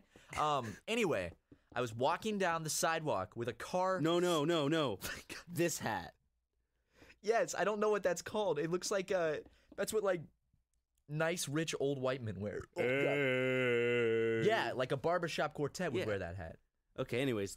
Okay, back to my story. I was walking on the sidewalk whistling wearing a small hat, and I was with a car salesman because I was checking out the possibility of leasing a car, which I'm not going to do anymore. But I was like, hey, I'll check it out. I was walking down the sidewalk, and a young man walked by with a shopping cart, and he was screaming loudly, very enthusiastically. So obviously the shopping cart wasn't taken, like, legally. Yeah, he clearly stolen. It was filled with his belongings, and he was screaming in a high-pitched voice. Like high-pitched, like... No, not... He was like, like that. What's going on? Exactly like that, SpongeBob. And he was screaming, and he was screaming, boy, it feels good to be gay. Boy, it feels good to be gay. Yeah, he was just doing that, and then he started... Nope, not that. And he started screaming, he started laughing and screaming sexual harassment as he walked by me. So, that's my story. Sexual harassment. Ryan, you make a great cartoon character. Nice little hat. Thank you so much. My friend Ryan picked it out for me. I like the way you're whistling, son. Thank you, I've been practicing. Want to get in my cart? Yeah, I'd love Want to get in my cart? I would love to get in a homeless guy's I'm cart. gay. That's what was happening. That's what it was. See? You're a very enthusiastic cartoon character. Thank you. I should be a voice actor. No, you should just be a cartoon character. I should be a voice actor. You should live your life and identify as a cartoon character. You can't identify as a cartoon yes, character. Yes, you can. Yeah, I guess technically you can, but then it's just nonsense. I'm a cartoon character now. I identify as SpongeBob. I just want to be like that guy pushing that cart today. He was so enthusiastic about life. Yeah. And boy, did it feel good to be gay. What are you saying? Boy, it feels good to be gay. He didn't have a southern accent like... Boy, it feels good to be gay. Kind of like, yeah, exactly like that. Okay. Just yelling, boy, it feels good to be gay. And I'm happy for him. I'm glad that it felt good to be gay. You know? Probably felt wonderful. Looking at the look on his face, it felt great. He was really enjoying it. Like, being gay was his way... Actually, I was about to say, is his way of hiding from his problems. But that's everyone. Everyone hides from their problems. By being gay. Yeah, absolutely.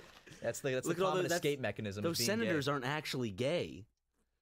I remember when that happened. I remember hearing that on the radio over and over. Wait, which one? Because there's so many. You're talking about the dude that blew someone in his own office? Or are you talking about the dude that got caught with a 17-year-old and he was wearing a Bible quotes verse that says "Make me a sandwich"? Wait, the Bible? No. There was he had Ephesians blank blank blank on his shirt, but there was also a picture of a sandwich, and it's about women being all submissive to the husband. Okay, and it's essentially like, make me a sandwich. For a second, I thought you meant there was a Bible verse that was literally about make me a sandwich. Would it surprise you? Not too much, to be honest. Yeah, not too much. Okay. But anyway, I was like, shit, I totally forgot what I was saying. Fuck, Ryan, help me. What was I saying? You were making love to your dad. I was not making love to my dad. That is not what I was saying. Are you sure? I could have sworn you said something. What if I was that gullible? I was like, oh yeah, so I was making love to my... Wait a second. Yeah, just like, hold on. I wasn't making love to my dad. Or was I? Damn it, Ryan, you're getting inside my brain. All of a sudden you call your dad, hey dad, did you and I ever make love? No. Okay. Ryan, you got me this time. Next time you won't be so coy. But I, shit, dude, what was I... Oh, yeah, the You were senator. walking down the sidewalk, whistling with a little hat on. And I was talking about gay senators. Yes. Yes. Remember, a long time ago, that one senator, and he was in the airport bathroom, and he was like... He did his little foot tap thing? He was doing his little, Is that like a legitimate code? Is that legitimate code for I want a blowjob? Apparently, there's like a code that some guys use in public bathrooms for sex with other random men. And he did that. And then he got arrested because the guy, like, reported him. And then he had to go to a press conference where he's like, I am not gay. I never have been gay. And I just remember when I was a kid, I heard that exact quote on the radio all the time, and it was really funny. I'm just trying to think of, like, how do you arrest someone? He could have just been tapping his foot. Yeah, unless it was like, give me a blowjob. He tapped out, give me a blowjob in Morse code. He typed, he tapped out, boy, I'm gay and would love a blowjob from another man in Morse code with his foot. I don't understand how you're arrested after that. Uh, Are you telling the truth, Matt? there must have been more to it. He got arrested by like airport security, I think. Damn. Detained by airport security. Detained, right? They don't have the power or authority to arrest him. But what if I'm just in a public bathroom and I'm singing a song in my head? I'm wearing my little hat, I'm whistling. You're tapping your I'm foot tapping my foot to the beat in my head. to the jingle of the jam. But apparently, what if what I'm tapping, I don't realize it, but it's a signal for gay sex? What then? And then you have to have gay sex.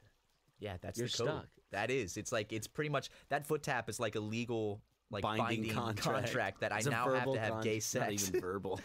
It's an audible contract. Yes.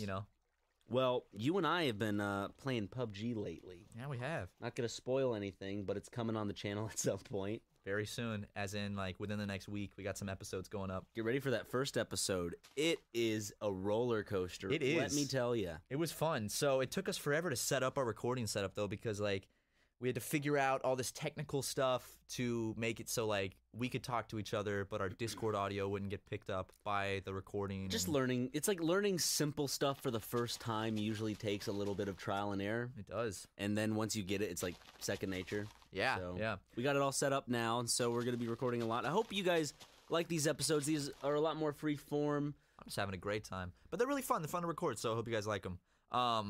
Also, I'm sure you might have noticed. You're this wearing podcast, Reeboks. I am wearing Reeboks. That is true. I actually have to go take these back because they're half a size too small, and they're really crushing my toes right now. Were you about to say how they're noticing that the podcast is on a Friday Yes, instead that's of a exactly what I was Thursday? going to say. Okay. But yeah, the podcast is now on Fridays. We did that out of convenience and scheduling for ourselves. And I remember a while back we did read some comments. People were like, yeah, Friday's okay, because we toyed with the idea before. Yeah. Um, But I think we're also going to keep it to one long podcast a week.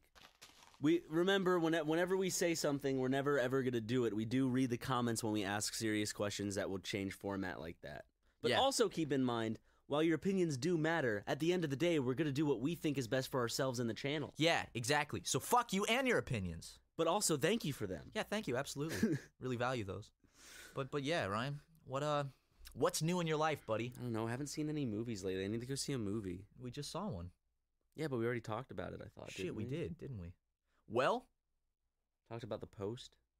yep, that's true. With I love the ending. Tom Hanks and Meryl Streep. The ending was such a... It was just... I keep laughing about it. Because the ending could have just stopped when the security guard was opening the door. It's like, oh, they're at the Watergate. Or no, when the camera was panning out and you see the other people with the flashlights in the windows. But then as it's doing that, it goes, hey, I'm at the Watergate. Yeah. Something is going on here. It's like, no Dude. shit. Everybody in the theater knows that this is Watergate unless you're 16 years old. Well, maybe some 16-year-olds are watching. They didn't know what Watergate is. They had to have it spelled out for them. They should have put text on the screen that was like, this is Watergate happening right now. Like the little thing in the corner of the screen that goes, like it shows Watergate. Watergate The Hotel. DNC. You know what would be a great supercut of a movie? What? You know, like that part when it's pulling out and it shows the guys with the flashlights. Then Yeah. cut to the part in Forrest Gump where Forrest Gump is on the phone across Yes. the way from Watergate. And it's Tom Hanks, too. Just Talking- like, yeah. So that'd be the most confusing thing. You're like, did his character just change? And then just watch the rest of Forrest Gump from that point onward. Can someone send us at Super Mega on Twitter, edit together a clip of Tom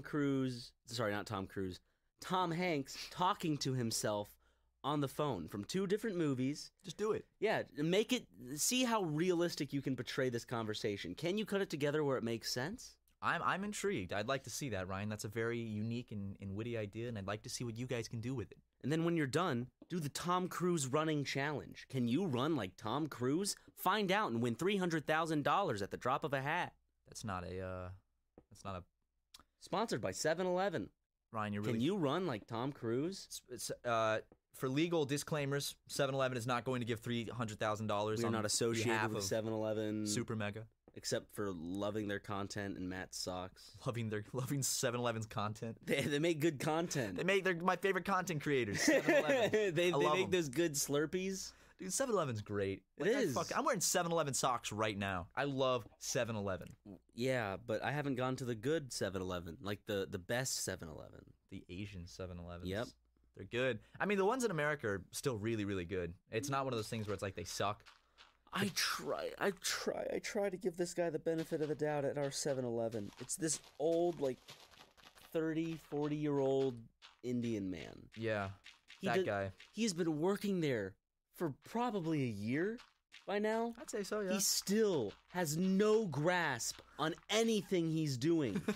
Every time I go in there, it's this big, confusing clusterfuck. There's a line of people, and like... There is. I've noticed every time I go in there, there's like 10 people in line. He's always like,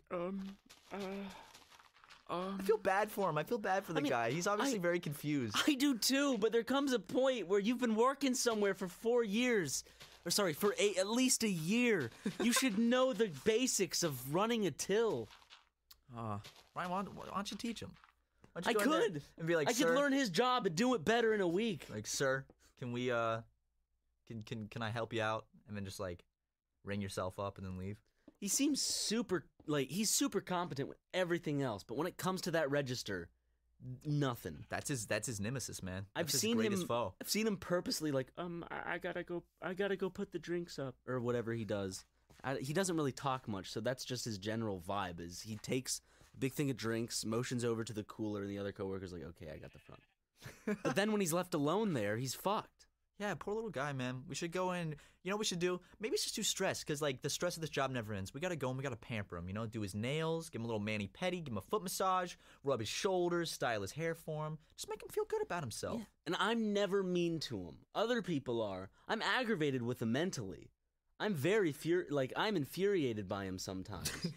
But at the end of the day, I have to believe he's trying his absolute hardest. I think he is. I think he is. I think he's having a bit of a struggle. I think maybe he's just nervous, man. He's not used to these computers, you know? Mm-mm. He's used to having like little ching ching.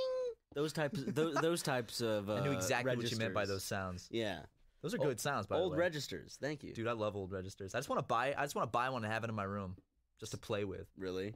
It sounds like fun, man. Sounds like I want a typewriter. Man, when I was home for Christmas, my friend had a typewriter, and I played on it a bunch. I typed some stuff, and then I found a typewriter in my grandma's closet, and it was really nice. And I'm thinking about getting a typewriter now because they're fun. Did you go? And all the dust went? No, it wasn't. It was in pretty good condition. It had no dust on it. Okay. But I'm thinking about getting a little tiny one. I can just sit at my my desk and do my work. Sit at your desk drinking your black coffee with your glasses and 7-Eleven socks. Ryan? Is this an attack on my character? No, it's not an attack on your character, yes. What? Huh? Well, you forgot one crucial thing about that, Ryan. What? I'm going to be sitting at my desk, drinking my black coffee with my glasses and my 7-Eleven socks and my typewriter with my little hat, and I'm going to be whistling. Oh, yeah, I forgot. There you go. There you go. That's a good image. That is a pretty good. That actually sounds like image. A great afternoon for me. Yeah. Like, I would love to do that. That sounds so relaxing and nice. You're going to hate me for this, but I just had this thought. I don't know why. You know how you always have those dark thoughts of like, huh, and then quickly they're like, what the fuck was that? I had a thought of, you know, when we eventually separate from each other, you have a place, I have a place. Mm-hmm. Could I burn your place down without you knowing it was me and being caught? I think I could easily. Yeah, of course. Like, I could just go over to your place while you're sleeping and just light it on fire and run away, and no one would ever know. Except you. You should invest in cameras around your house. Why? Why you? Because someone could fucking set your house on fire. You got a look on your face right now that's like...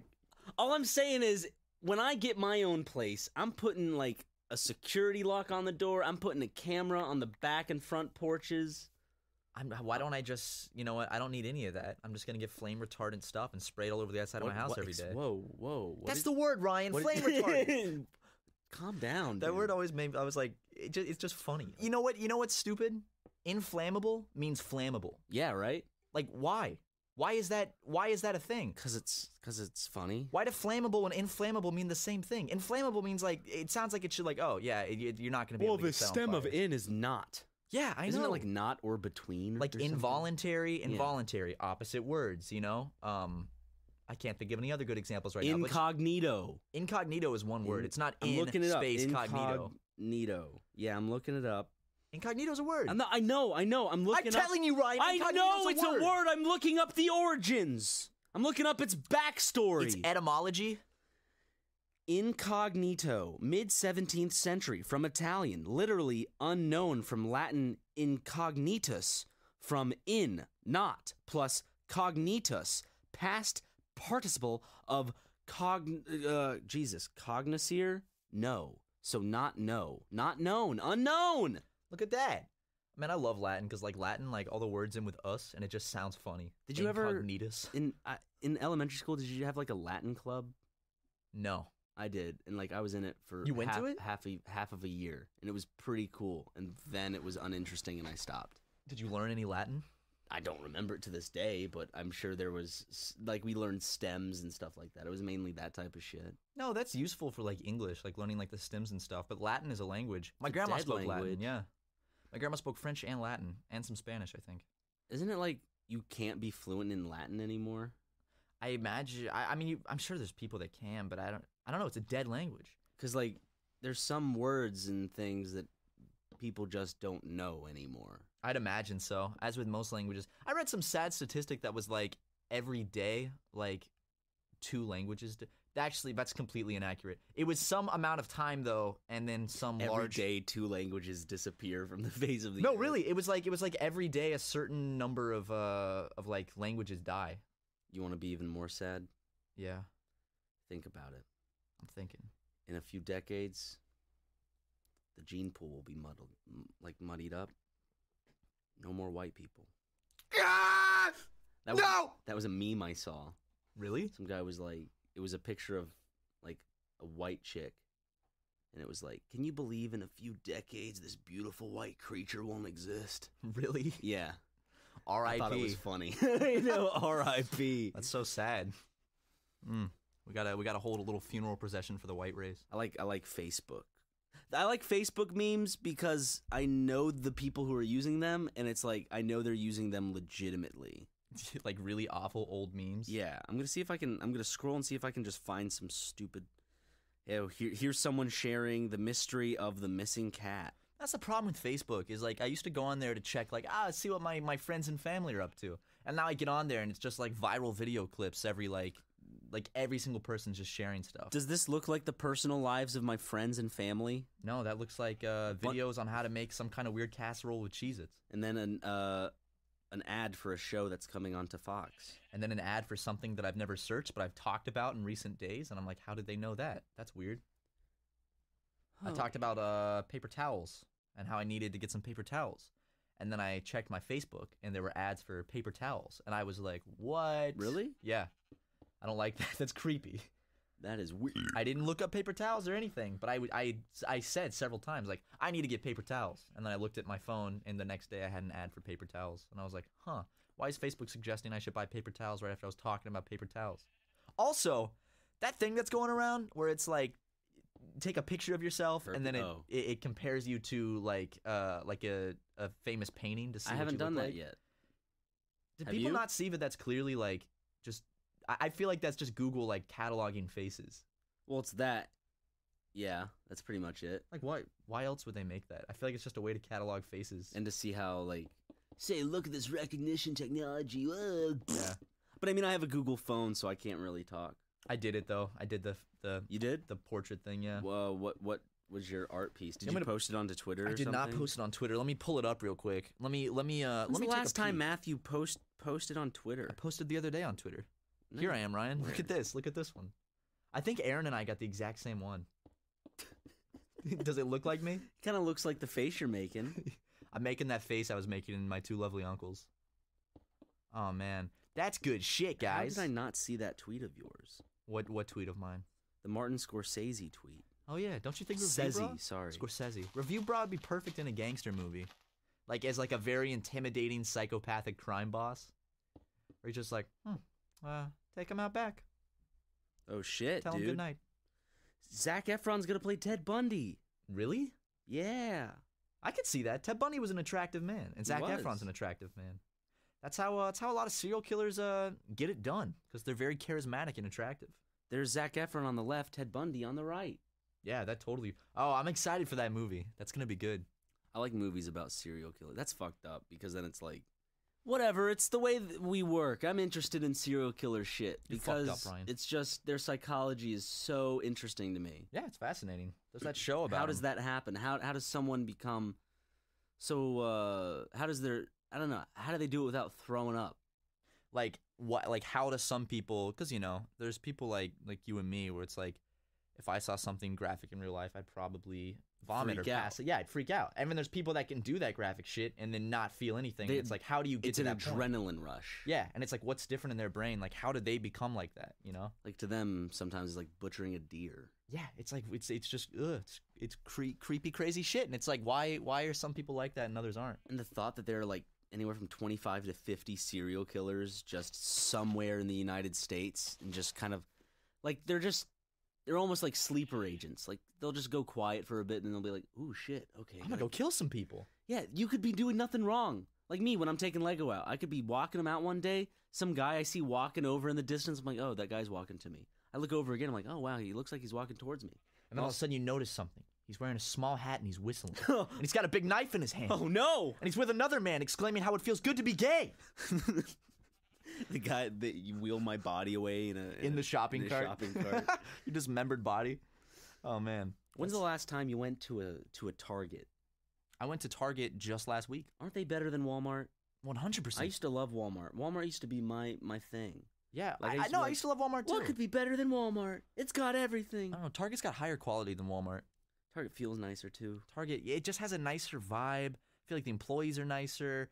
No judgment to any Walmart employees listening because it's case by case. But I've just always had better experiences at Target. And also Target seems to just, I like the aesthetic, I like the vibe, I like the red. It's nice.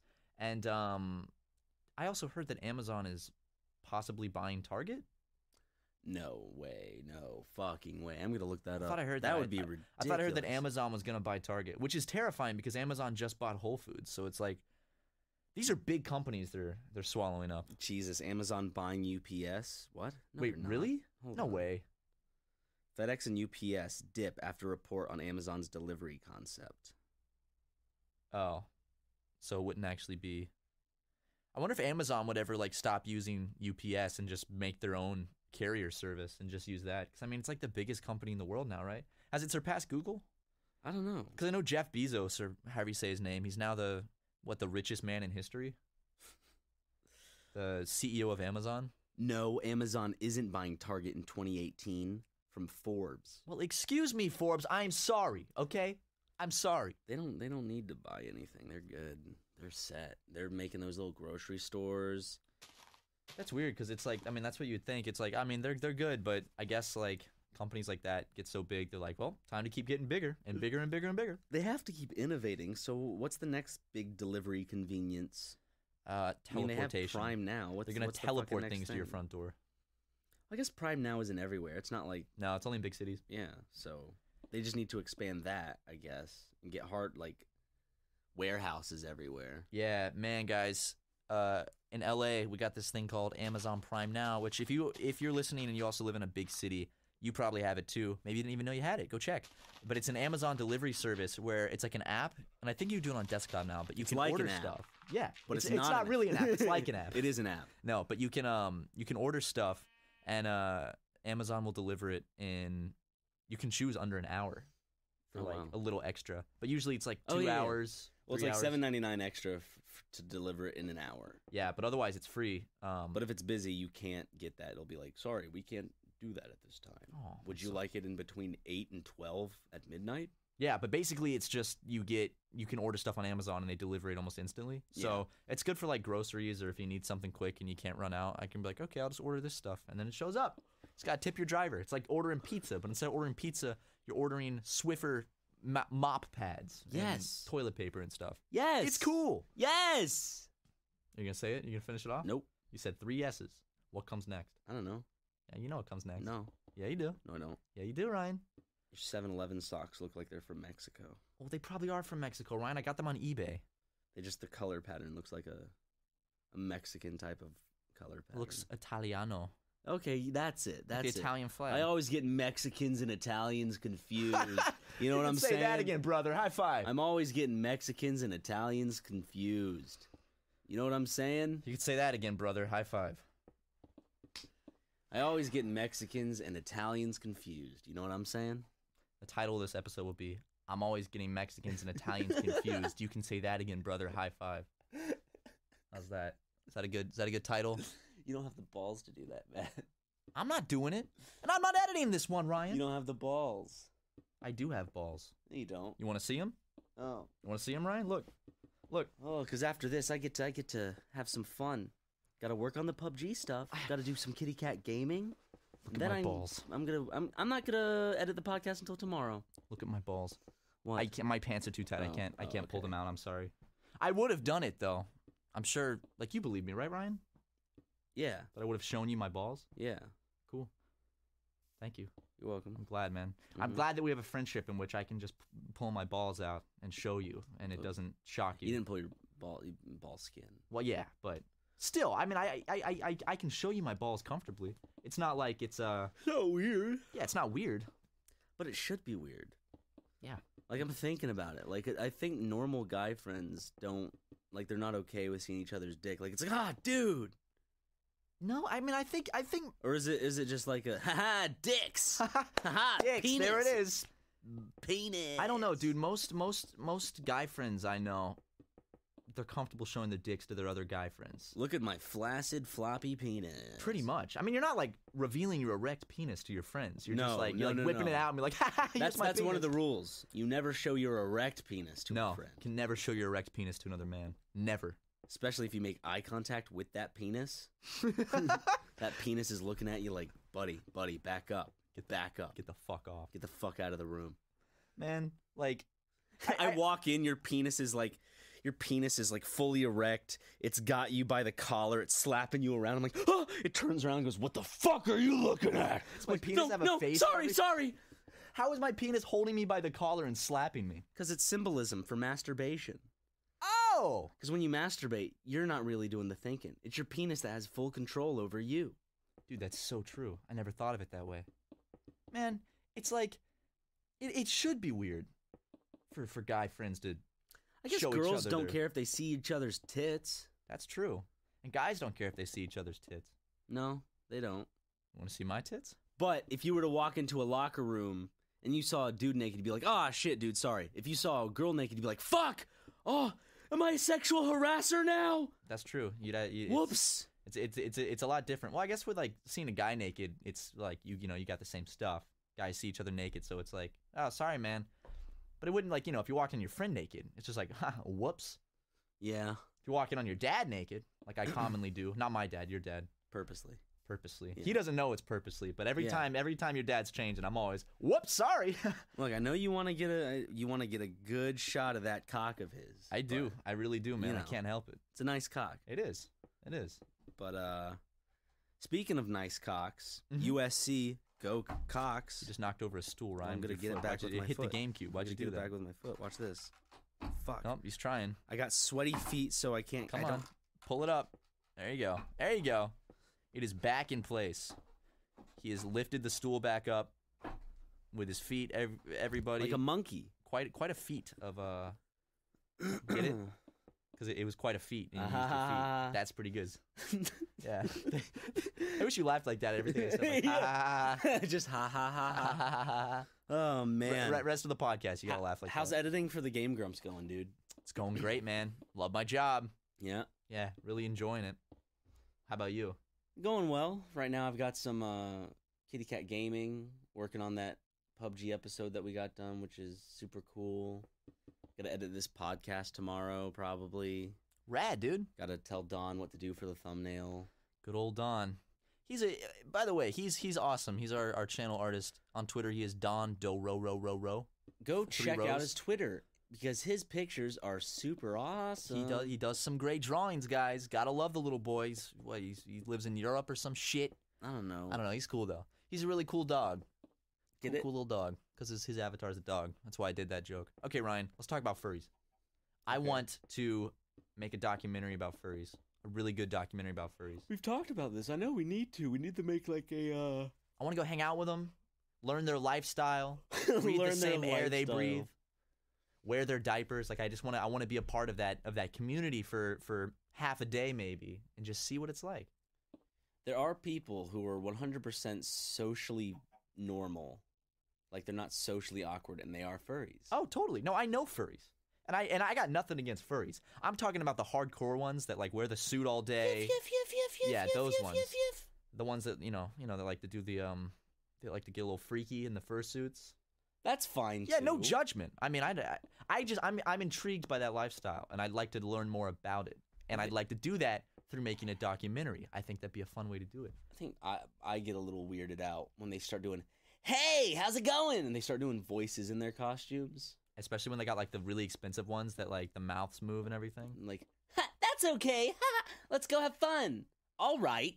Because, like, in general, like, from what I see, that's just another way of escaping a life you don't like. Damn.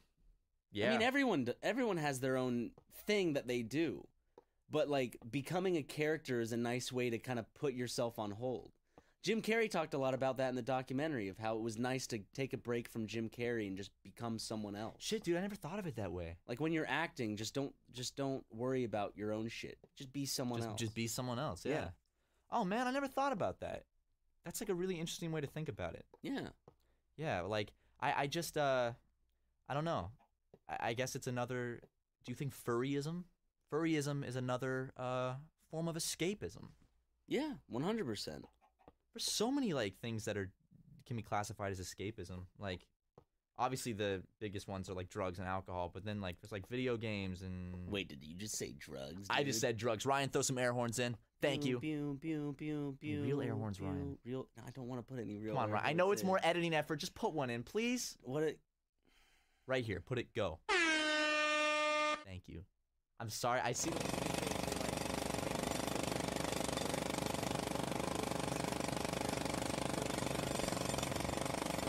Sorry for that, Ryan.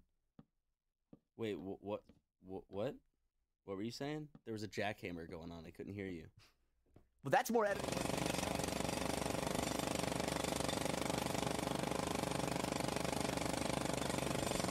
It's more work for yourself. Jeez, I can't fucking hear you, dude. All I'm right, sorry. bub. All right. All right, bub. I see what you're doing. It's a form of revenge. So the viewers can't hear me in my opinions. Someone's gonna be listening to this podcast, falling asleep, and all of a sudden the sound of a fucking jackhammer is gonna be Like an air horn followed by a jackhammer. Yeah. It's gonna be so confusing. Just in the middle of a podcast, we should just randomly get, like, the loudest sound a computer can produce and just play it. Just in the middle of a podcast for, like, half a second, and then just continue on the conversation. Yeah. Alexa, call Dad. I was about to say that. What the fuck? Are you inside my head? I don't know, dude. I was literally about to do an Alexa thing. You know how many times that happens where it's like, dude, how are you thinking what I was thinking? It's crazy. Man. I hope Alexa called your dad. Yeah. I guarantee a bunch of people just had to, like, tell their Alexa to stop. Yeah. Because I remember that one time we told Alexa to do something. Everybody was like my Alexa actually responded to that. Like Alexa, play Jock Jams. Or like, okay, Google, text mom, fuck you. Yes. Send. I'm sorry if that just. I hope it affects someone. I'm really sorry. I hope it does. I'm really. You can show your mom this clip to explain it to Yeah, her. Exactly. Exactly. But if you have to. I hope that it. Oh man. I hope that it did it.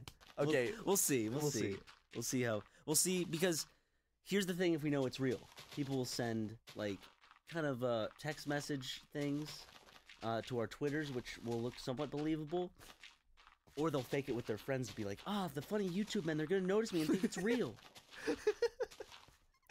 Yeah, man. Like, my favorite thing about Alexa is you can say, Alexa, play Jock Jams. And then it'll be like, playing 32 Jock Jams. But it's just like,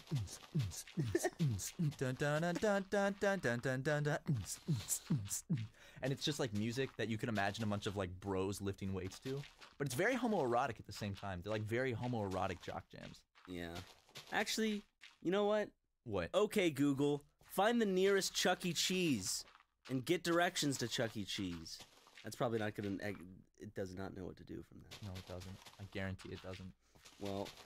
Well, anyone who's listening, go find your nearest Chuck E. Cheese. Go have a pizza. and then come back and listen to the rest of the podcast. Okay, hold up. We were having a debate about this the other night, me and Ryan and Tucker. Because Tucker wanted to go to Chuck E. Cheese. Yeah? And Ryan was saying, no. It's for children. 3 grown men can't go to a Chuck E. Cheese. You can't. And enjoy pizza. You can't. I am currently, I have not made my decision. Well, I have an existing bias in my head, but I haven't informed Ryan of what my bias is. Let me hear your side. Why can 3 grown men not go to a Chuck E. Cheese and play some games and play in the ball pit and eat some pizza? Because it's a kids' restaurant for kids' birthday parties and children. And if 3 grown men show up to a Chuck E. Cheese, they're going to look like they're predators going after children. Okay, I agree with you. I just wanted to hear your side. Okay. I disagree with Tucker. I think that 3 grown men absolutely cannot walk into a Chuck E. Cheese restaurant and play the games and eat pizza. You could go to a round 1. You can go to a Frankie's Fun Park. Yeah. But you can't go to a Chuck E. Cheese. No, Chuck E. Cheese is exclusively for young children. I know. It's like... Do you think, like... But what if we really, really wanted Chuck E. Cheese pizza? Okay. We really wanted to go play the games. Do you think it's possible we could go on Craigslist and be like, hey, parents, we just need 1 kid. You're making this way more difficult. Well, if I want Chuck E. Cheese and I don't want to feel call weird... in and say, hey, I want a pickup order. I got a No, I want to go play games, too. I want to go play the games and get tickets and win prizes. So do you think there's one parent out there that would be like, sure, you can take my kid to Chuck E. Cheese for the day, and I wouldn't hang out with the kid. I'd leave the kid by himself in Chuck E. Cheese to go have fun. But, you know, like, if you're there with a kid, then it's okay. But now you're actively searching for a small child. Not in a creepy Something way. that you weren't even doing before. Like, going to a Chuck E. Cheese without that intent... It's like, it just looks weird. It's fine. But now you're actively searching for a small child. Now I'm actually bringing children into it. Yeah. And I'm A, searching for a small child, and then B, abandoning the small child in a public place where there could be more creepy people like Using me. the small child. Absolutely. Yeah. Have there been any cases of diddlers at Chuck E. Cheese? I'm gonna look up. Yes, of course there have. I'm gonna look up. It's a children's restaurant. Of course there's diddlers there. I'm looking up Chuck E. Cheese. And that's why we can't go, because we would look like diddlers. You can't, like 3 grown men. That's why they can't go to a Chuck E. Cheese. It looks like they're there to abduct a child. Oh, man. I can't imagine a worse job than working at Chuck E. Cheese. The fucking slogan is where a kid can be a kid.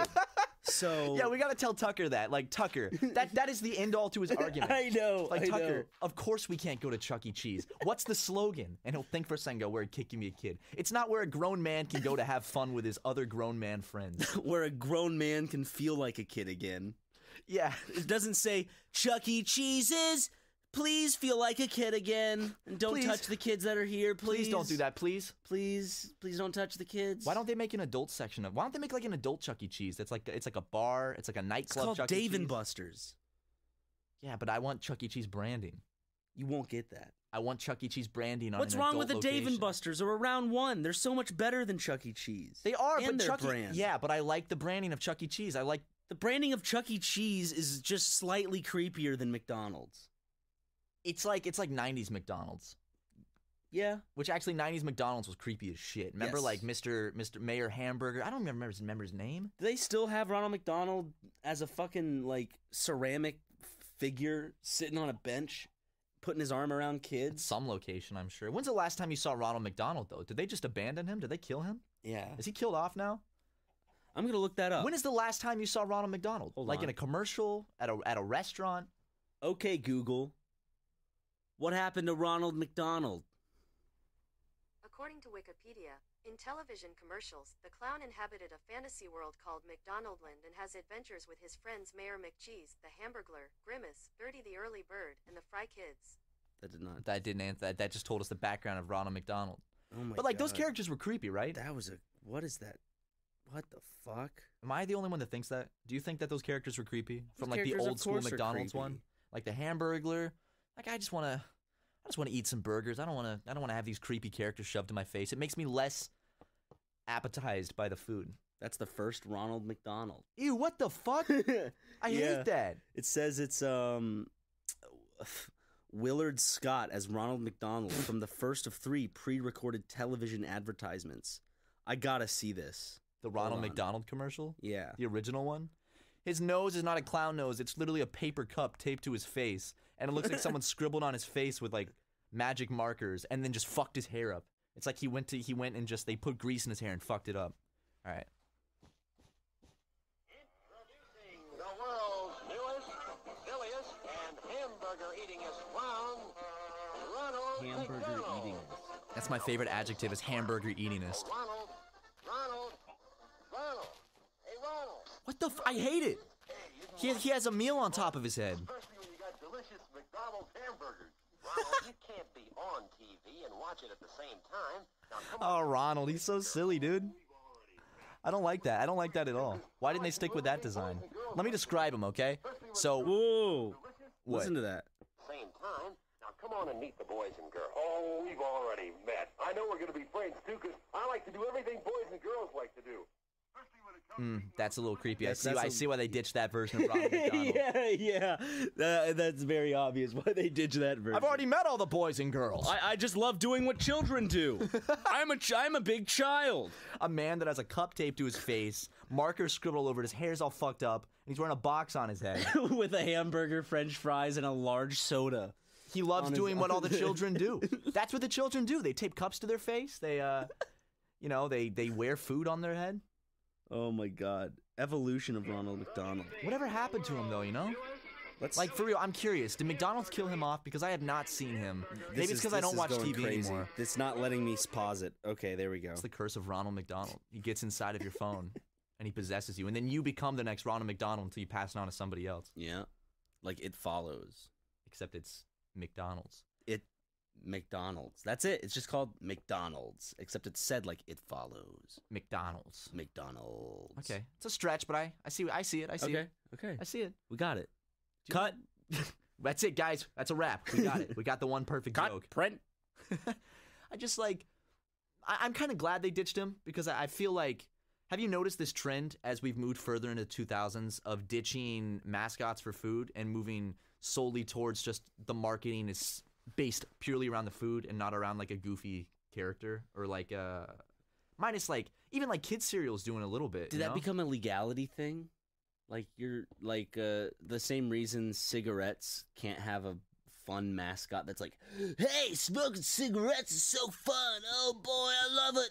Like with all these super sugary cereals, are they still allowed to advertise in the same way? I don't know because I feel like, I mean those cereals are not good for you at all. Like Honey Smacks, Fruit Loops. Like, I love me some Fruit Loops, man. Fruit Loops are my favorite cereal. Are they? Yeah. But when I eat them, I'm like, this is not good for me. And I know for a fact it is absolutely pure shit that I'm putting in my body. I would say Fruit Loops is one of my favorite cereals without milk. You don't like it with milk? I like it with milk. All I'm saying is I like other cereals way more than Fruit Loops that have in which it's in a bowl with milk. But if I were to be handed a cup of a cereal where it's just like a snack, yeah, but there's no milk, okay, then it would be Fruit Loops. Or I think my number one dry cereal to eat for fun is Apple Jacks. Apple Jacks are really good. They're literally just Fruit Loops that are apple flavored. I love Apple Jacks. What is your favorite cereal? See, this isn't as in my. This is my favorite in terms of like I don't want this all the time, but when I do, it serves the craving larger than any other cereal craving I ever have, and it's Fruity Pebbles. Oh my God, man. You can't go wrong with Fruity Pebbles. God damn Fruity Pebbles. They are especially so good. Right when you pour the milk in and they're still crunchy, but a little bit coldy and soft. Oh my God. They get, of course, a little, just like Rice Krispies when they get all soggy and floppy. You but gotta in eat that shit fast. In that beginning stage, oh, it's good. Like the God first few damn. bites of a bowl of Fruity Pebbles, that's like ecstasy. It's so good. you know it's a good bowl of Fruity Pebbles when you pour in the milk, but you don't pour in enough milk to where you start to see the milk come up under the cereal. You're like, okay, there's a lot of milk under there. You put your spoon in there, and all of a sudden you're like, oh damn, there's like a cavern of milk under this dry cereal. It's like a little underwater cave. You want to save as as much of that crunchiness as possible. and you want that shit because you want some milk in there, but you don't want too much to ruin the cereal. Nothing's worse than a little bit of soggy cereal. And if you're one of those fuckers out there that eats your cereal soggy, like you let it get soggy, fuck you. That's disgusting. You're absolutely wrong. But I think my favorite cereal is definitely Fruit Loops and marshmallows. Fruity Pebbles are good. I like honeycomb. I don't know if they still even make that. Yeah. I haven't seen it in a while, but I like honeycomb. This is not like one of my big favorites, but I like Pops. Oh yeah. But the texture of Pops when you chew, they always just feel stale. Like, is that the they're draw to chewy. Pops? They're a little chewy. Yeah. I like Pops. They're good. That is a draw to me at least. Oh my God, the milk after pops tastes really sweet. Like it just sweetens it up a bit. Almost, I think it tastes kind of like your almond milk. Yeah, I bought soy milk for the first time recently. Soy milk. Well, it is almond milk, but it's like silk. vanilla silk. Yeah. Yeah. I had some almond milk and some soy milk recently, and I was like, you know what? I'm gonna try buying some soy milk because I don't know. I'm gonna try it out. It's good. I got some. It's fucking delicious. I'm gonna start buying soy milk now because soy milk is so tasty. And you know what? Alt-right, go ahead and call me a soy boy. I dare you. Call me a soy boy. That's what I am. I'm a little soy boy. I like it. It's good. But I can just eat onions to counteract the soy because that's a thing that some of them believe is like the soy because that's estrogen. Eating soy makes you more feminine, and that explains transgenders and stuff. And onions have testosterone, so there are guys on the internet out there who eat onions to raise testosterone levels. So Ogres are like onions. Yeah, keep going, guys. And that's a nice Shrek reference. I picked it up. Thank you. It's hard Very not good. to pick it up because the word ogre is in there. Do you think could you compare a lot of those guys eating onions to ogres, you think? Probably. I could say so. And I'm happy with my soy, so I'm gonna sit here and be a little soy boy, and y'all can't do nothing about it. But you know what about cakes? Cakes have layers too. Yeah? And the cake is a lie? Am I right? Woo! High five. Damn! Video game reference, Nice baby. Undertale reference. Man, I'm gonna get it. A lot Ryan, of people just went, That's not. What? Okay. What are the odds, Ryan? That what are the odds that you have to make your phone background a picture of yourself shirtless and flexing for a week? So like your own phone 10. background is just a picture of yourself 10. shirtless. 10. All right. 3, 2, 1, 6. Oh. I don't have to do it. That's Okay. so embarrassing. I was talking with someone recently. Okay, wait. Now, my turn. Okay. Odds are you put your home screen and your background, both of the backgrounds on your phone, as me posing naked with me like cupping my genitals so you can't see them. Oh my god. But it's just me going, How long? 5 days. 5 days. A work week. Okay, a work week. Can I like start it on Monday, next Monday, and then go to Friday? Yes. Okay, I'll do 10. Okay. 1, 2, 3, 2. 4. Don't have to do it. Okay. Don't there have we to are. do it. Dude, we should do an entire podcast episode where it's just what are the odds. It's just constant. You know what we should do from now on? We should make a segment where every episode we come in with a what are the odds for each other. Well, during our vlogs, we're gonna start doing what are the odds. Yeah, that's a great I'd idea. imagine, like in the middle of a vlog, just like, okay, what are the odds you do this? Let's do it. Fuck, Let's okay. do it. Which they will be coming soon. We're going to hopefully film a vlog within the next 2 weeks. I would like to say within the next week, but I'm giving ourselves space just because shit happens. Yeah, shit happens. Just like that famous bumper sticker. I was talking with someone recently and just talking about how uncomfortable it would be to have like people that have themselves as their phone background. You think it's a little weird? Yes. I think it's a little bit odd. No judgment. Have you if come do it. across people like that? I have. I've met people where like their phone background. I don't remember who it was. Like a selfie of them smiling. Yeah, it's like themselves. And I'm like, oh, your phone background. I didn't point it out, but I'm like, oh, your phone background is yourself. My phone background is just black, and then my lock screen is, of course, you guessed it, Matt. The Iron Giant. My phone background is a picture I took of a cool train station in Tokyo at nighttime. Ooh, And I like it a lot. Look at this. Look at this. It's a see a little city line. Well, that's nice. Little I train just like station. dark backgrounds. They feel good, and it saves battery If it's because your pixels aren't at work. If it's too light, then everything like kind of just gets too like fuck. Yeah, I know. When I'm in bed at night, I gotta turn that phone brightness all the way down to 0 so it doesn't hurt my little baby eyes, my tiny little virgin eyes. God damn it, dude. What? What's wrong, I Ryan? only have 610 more calories for the day. And I have to probably eat another 2,000. So I don't know what meal I'm gonna eat that's filling later today that has that. Whatever, it's fine. just eat air, man. Just like, why don't you filter feed like a sponge? It's the best way to lose weight. I wonder if there's people out there that are convinced they can filter feed. Yeah. You can't. Just a spoiler. By the way, no. That will kill you. So please don't do that. That's been health advice with Matt Watson.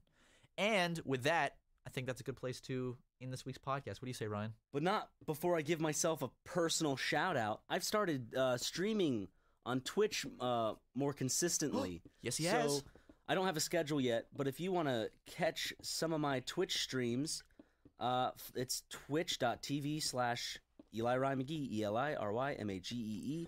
I got it all set up. Don made a wonderful, delicious profile picture for me. It's Love delicious. you, Don. I You're tasted it. wonderful. It looks nice. And I just stream kind of whatever. Right now, I've been streaming Cuphead, Gears of War Ultimate Edition. I want to get into just kind of like more platformers. I want to play some more. I want to play some like Binding of Isaac, stuff like that.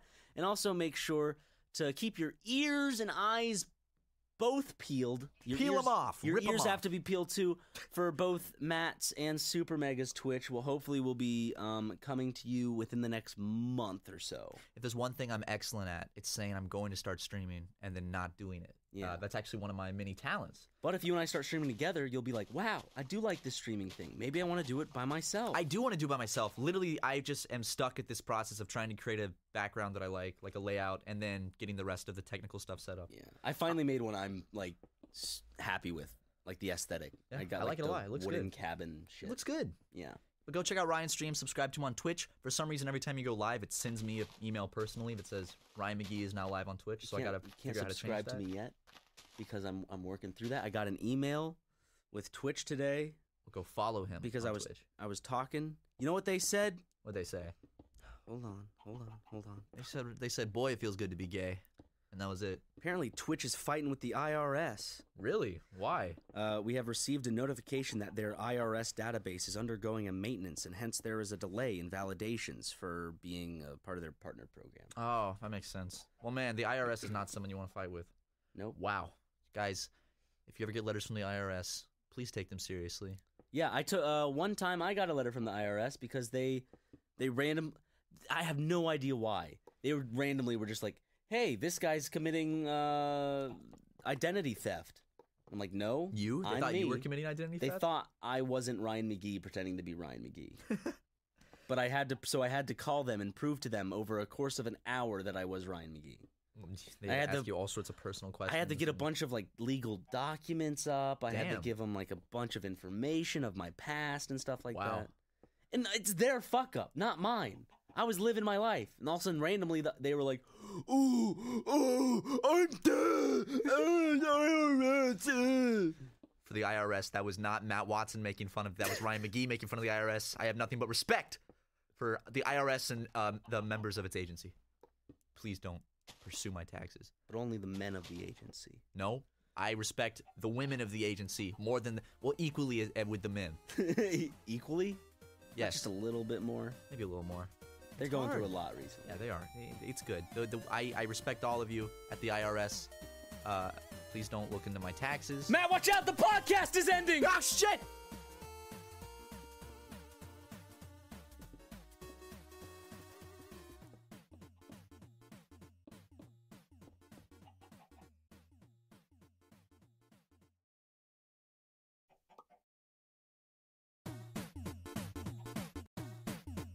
You soy boy. I dare.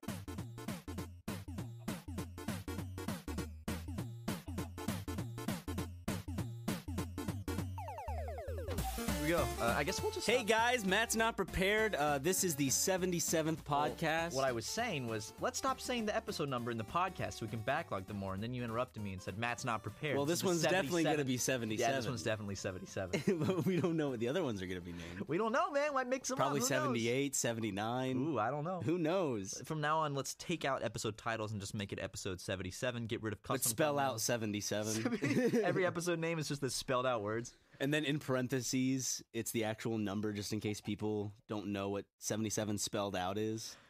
Why would someone not know that? Because they don't know how to read. gotta be But they know stupid. what numbers are. They can count to 10. Man, I remember in high school, I learned that when typing a proper report, you keep numbers under 10 spelled out, and then anything above you put into just regular numbers. You know what else you put into regular numbers? What? Your debit card number when you purchase a pair of MeUndies. All right, Ryan, real talk. You want to look good in your underwear and be comfortable, right? Yeah, boy. But that perfect balance is hard to find. You don't want to sacrifice style or comfort. Check out MeUndies.com and find the best pair of underwear in the world. MeUndies will be the most comfortable pair of underwear you will own. Made from a sustainably sourced, naturally soft fiber. Naturally soft fabric that is 3 times softer than cotton. They're the ultimate feel-good undies for when you want to feel naked. not be naked. That's me about every day, 24/7, baby. And for the fellas, Hey, my boys. MeUndies diamond seam pouch cradles your jewels and gives your stuff the support it needs without feeling too tight. Ladies will love the soft, eco-friendly fabric, so soft that you can touch them. Right now, MeUndies has an exclusive offer just for our listeners. You can go get 20% off your first pair and free shipping. That's crazy, man. And MeUndies is so sure you'll love their underwear. They even offer 100% satisfaction guarantee. Now, Matt, did you just say 100% satisfaction guarantee? I said 100%, Ryan. 100%. Not 99, not 98, not 100. And it helps out your favorite boys in the process. It does. Your favorite boys you're listening to right now. This helps us out if you do. It's how it keeps us afloat. You purchasing a pair of underwear from MeUndies helps you boys out. Anyways, go to MeUndies.com/supermega. That's MeUndies.com/supermega. MeUndies, you know, making us feel like the richest men alive. Yeah. Like the CEO of Amazon, Jeff Bezos. He's now officially the richest man on earth. That's what his name is. Yeah, Jeff Bezos. Is he famous?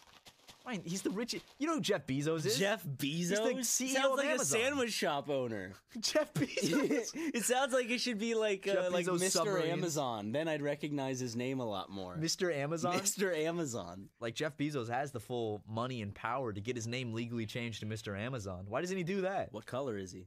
White? Why does that matter, though? I was just asking. Why you I was bringing curious. that up? I wanted to get a picture of the man. Is he balding? Yeah, I think so. He's kind of goofy looking. I hope he doesn't listen to our podcast, because that's one more billionaire we need hating us. I know. Did you hear that if you mention Tesla in a podcast, they'll send you 5 free Teslas? Hey, Tesla.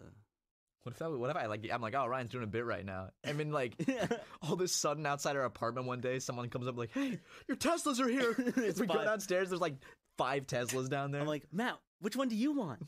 Ryan, what is this? I told you. We said it on the podcast. It's 5 free Teslas. And then they actually do it to make a meme out of it. Yeah, Tesla, real talk. You do that, the internet's going to love you for it, and I'm going to love you for it, and we're going to shout you out every podcast, and more people are going to buy Teslas. Lower the price a little bit, but yeah. I mean, I think the price...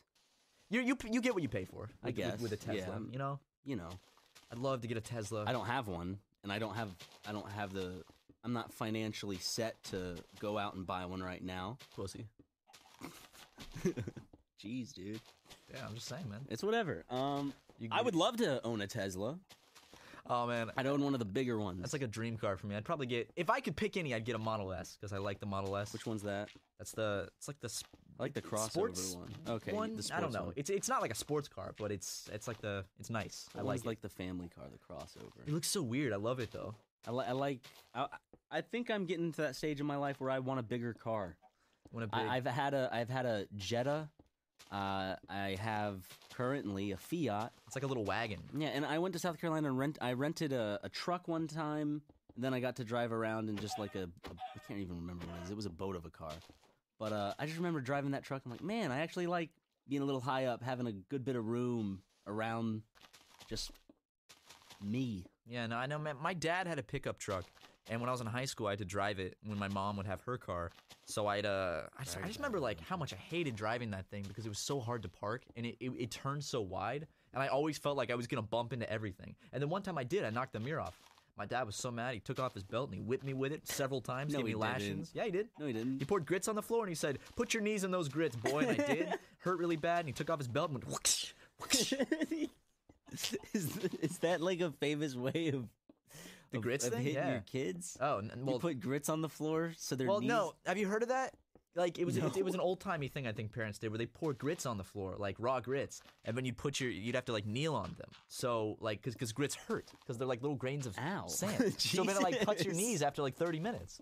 They did it in some movie, Secret Life of Bees, I think. Secret Life of Zach and Cody. The Secret Life of Zach, but it sounds like they have a romance together. The Secret Life of Zach and Cody. It does sound like a romance. Sounds like a Nicholas Sparks type thing. It's like his first gay novel. Has he done a gay novel before? Probably. Yeah, he has to have. Right? Let him go look Wait, it no, up. no. Doesn't he have a movie coming out? No, that's one of the Vlog brothers. The one that wrote The Fault in Our Stars. Nicholas Sparks. Gay Gay book. Yeah, Yep. he wrote a book called The Gay Book. Nicholas Sparks. Yep, this one's gay. Hopes you'll forget about his anti-gay past. Nicholas Sparks? Anti-gay past. And hopes you'll see The Longest Ride anyway. Okay. Well, I guess we have to go see it. Back in 2015. 2015 sounds so far away now, doesn't it? Yeah, it is far away. Look at us growing up, Ryan. I know. Couple of schoolyard mates having their dreams come true, growing up, getting sponsored by MeUndies. When I think about, man, I graduated high school in 2012. It's 2018. I'm like, oh shit. Damn, dude, your 5-year high school reunion is already passed. Do they have those? I don't know. I think they just do 10-year. Oh, Are you going to go to yours? I think so. Just because I like being sad. I feel like I just get very sad at mine. It's like, hey, guys. There's no way I'd not That's be after sad. you've lost all this and you're like a crack addict and everyone knows the story. Is that going to happen in 4 years, Matt? I'm just My I don't 10th know. high I'm school just- reunion isn't that far away. Well, It's I not- mean, it's pretty easy to mess up your life with crack. It is. Would Some you- people can do crack. Would you maybe want to It's the do and then- crack and- sometime? No. I'm just saying some people can do crack, and maybe one time they do it, they get, like, superpowers. And then everyone's like, okay, that person got superpowers from the crack, therefore crack isn't all that bad. Have you ever thought, would you judge me if I told you I had smoked crack? Did you get superpowers? I mean, I haven't. I'm not saying I've smoked crack. I'm just saying. But if you, in this theoretical story, I mean, whatever it is, and you smoke crack, did you get superpowers?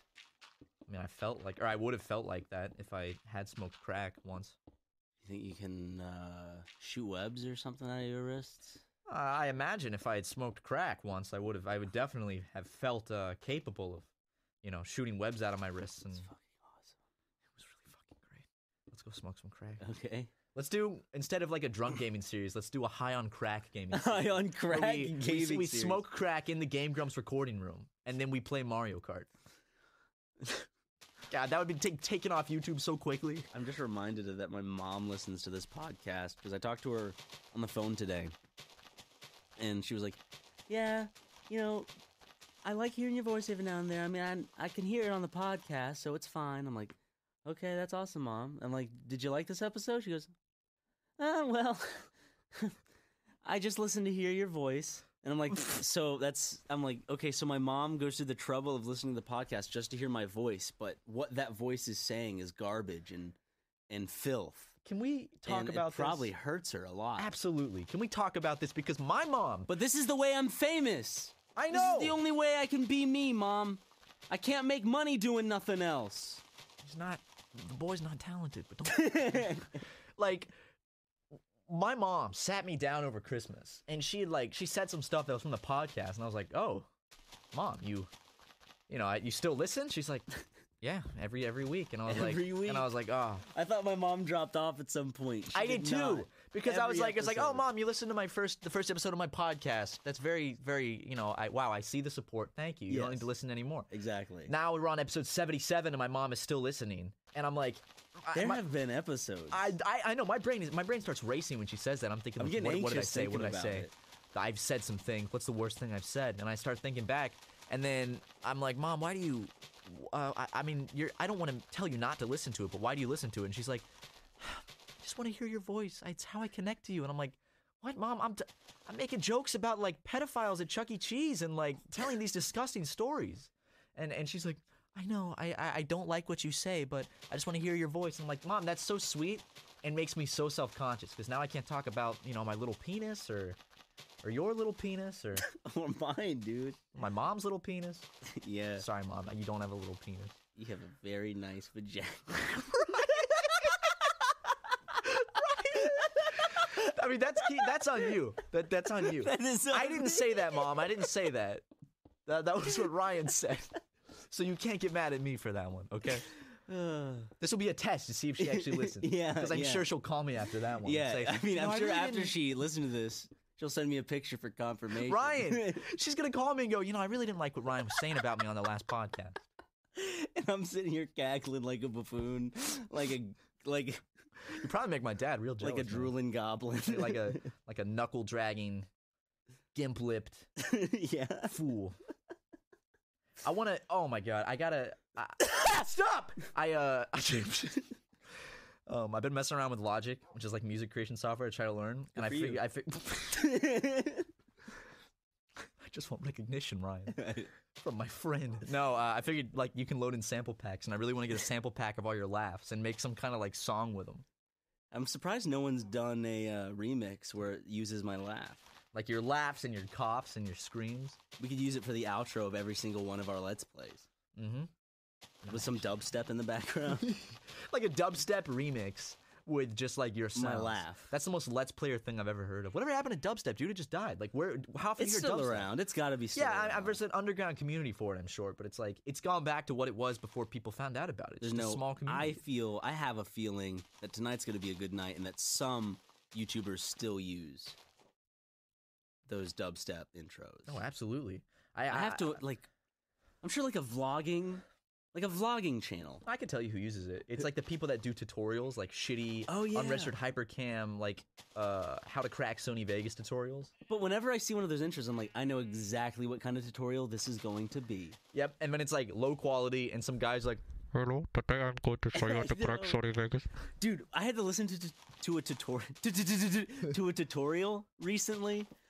I remember I could not listen to it. You made me watch the rest of it. Why was that? Because the guy's voice was so... It was like... Hey guys, today we're going to set up the virtual audio paper. And it was so soft and like... It was soft but grating because it was so soft. It was like, ugh! It felt like some... I could not listen to him. I was mad as shit. You came in my room and you're like, go watch it for me. I said, I'm too mad. I can't listen to this dude. It sounded like you could feel his hot breath in your ear. Like you could feel him like basically nibbling on your earlobe. It was like, oh! I had to go in and watch 5 minutes of it and I was like, oh God, I see why he couldn't do this. It's like you have the feeling that you need to lean in to listen to the screen, but like the more you lean in, it still doesn't change and you're like, nothing I'm doing is making it louder. I have everything turned to max volume. And this is just awful. Like, he had very like soft, wet mouth sounds. I know. And like, what was he, German or Indian? He had some kind of accent. I think it was German. Yeah, I think it was German. He was like, this is the best way. I can't do a German. Matt's German, everybody. This is the best way. I'm sorry, I tried. I can't do impressions. Hello, I'm a German. Accents are hard, man. Welcome to Germany. Hello, welcome to Germany. I am your typical German subject. I have my German face and my German clothes and my German hat. You like German food? I'm going to tip my German hat to you and eat some German food. What's German food? As I bid you adieu. It's good German food, Ryan. Schlorn dogs. Schlorn dogs don't exist. Bullshit. Come to the Schlorn dogs. Come to the Schlorn dogs? Is it like a place? Like a region of mountains? Yeah, I spent the summer hiking the Schlorn dogs with my old man. The Schlorn dogs? It's a region of mountains in Germany. Someone who has a picture of them like with a mountain, you know, people like at the base of the mountain will take a picture with it or whatever. Someone upload that and just say like Throwback Thursday to when I hiked Mount, what was it? The Schlorn dog. Schlorn dog. When I hiked the Schlorn dog trail. That sounds like some kind of sexual innuendo. Like, what is that? Oh, I've never been there. That looks awesome. I hiked the Schlorn dog trail. I got lost on the Appalachian Trail. I think I told that story on the podcast. That shit was scary.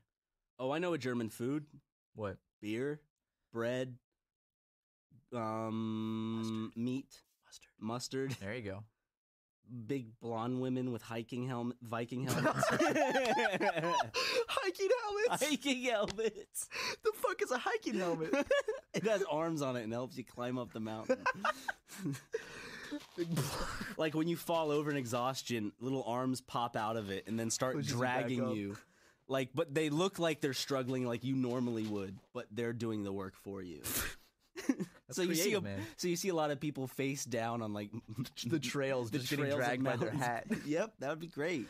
Have you ever done a lot of hiking? Not when I was younger. Not as much now because I'm an old piece of shit. JK, I'm still in my 20s and I have the body of an old piece of shit. You are 23, Ryan, and I don't think you could look any better, man. You're looking great. That genuinely came off as maybe like, I don't think you could look any better. I was trying to boost my friend's confidence. That's all I was doing. Thanks, Matt. Why do you sound upset? What do you mean? I'm not. That's just how I'm talking right now. Yeah, no, but I see that look in your eyes, Ryan. You're not happy with me. I'm burping. Whoa. You're giving me a very angry look. Ryan, that was an after burp look. You know how people when they go, they do that after they burp? Why do you gotta blink after you burp? It's like, I don't know. A lot of just watch people when they burp. There's like, yeah, they like squint their eyes and everything. It's like their system has to reboot real quick. Just to, like take a second to refresh. Like, oh, yeah, all of their focus was on making sure that burp was as like fluid as possible. Like their entire nervous system like shut down and focused on making that burp go smoothly. You know what was the like most disgusting thing when I was a kid? In Toy Story 2, when Sal from Sal's Toy Barn, he's eating them Cheetos. You mean Al? Al, sorry, Al. Al's Toy Barn, Sal. Sal. Whatever, Al. He's not a real fucking person. But you should respect him as such. I'm not hurting anyone's feelings. Fuck him. Al. Damn, dude. Al's eating some goofy fucking Cheetos. And remember, he has all that Cheeto dust on his fingers, and then Woody's climbing on him to get his arm from, like, Al's pocket. I remember that. He's asleep on the couch. And then Al lets out, like, one of those burps that's not, like, it's just... Oh, yeah, that's... Like those guttural burps. That's and gross. I'm like, oh, imagine if I were that small, facing down the gut of Al, and he burped in my face. That would be disgusting. That guy, man, I hated that character. He looked so much like a guy I knew that was a complete asshole. He looks exactly like... I showed you his picture once, right? I was like, look at this guy when I was in high school. He looks like Al. He looks exactly like him. And I hope he's doing the equivalent of that in life these days. Prospector. The Prospector. That movie was pretty good, man. Toy Story 2 is my favorite Toy Story. It's your favorite Toy Story? I really like 3. Some people had an issue with 3. I like 3. 3's fine and dandy. I think... I really do like 3, but 2... I'm sorry. 2's good. Is my favorite. Get a little romance in there that wasn't in the first movie, you know? You gotta have that romance, Fourth man. one's gonna have that romance because Woody's gotta get Bo Peep back. Yeah, dude. Toy Story 2 made me horny. Dude, holy shit. What? What is this vehicle?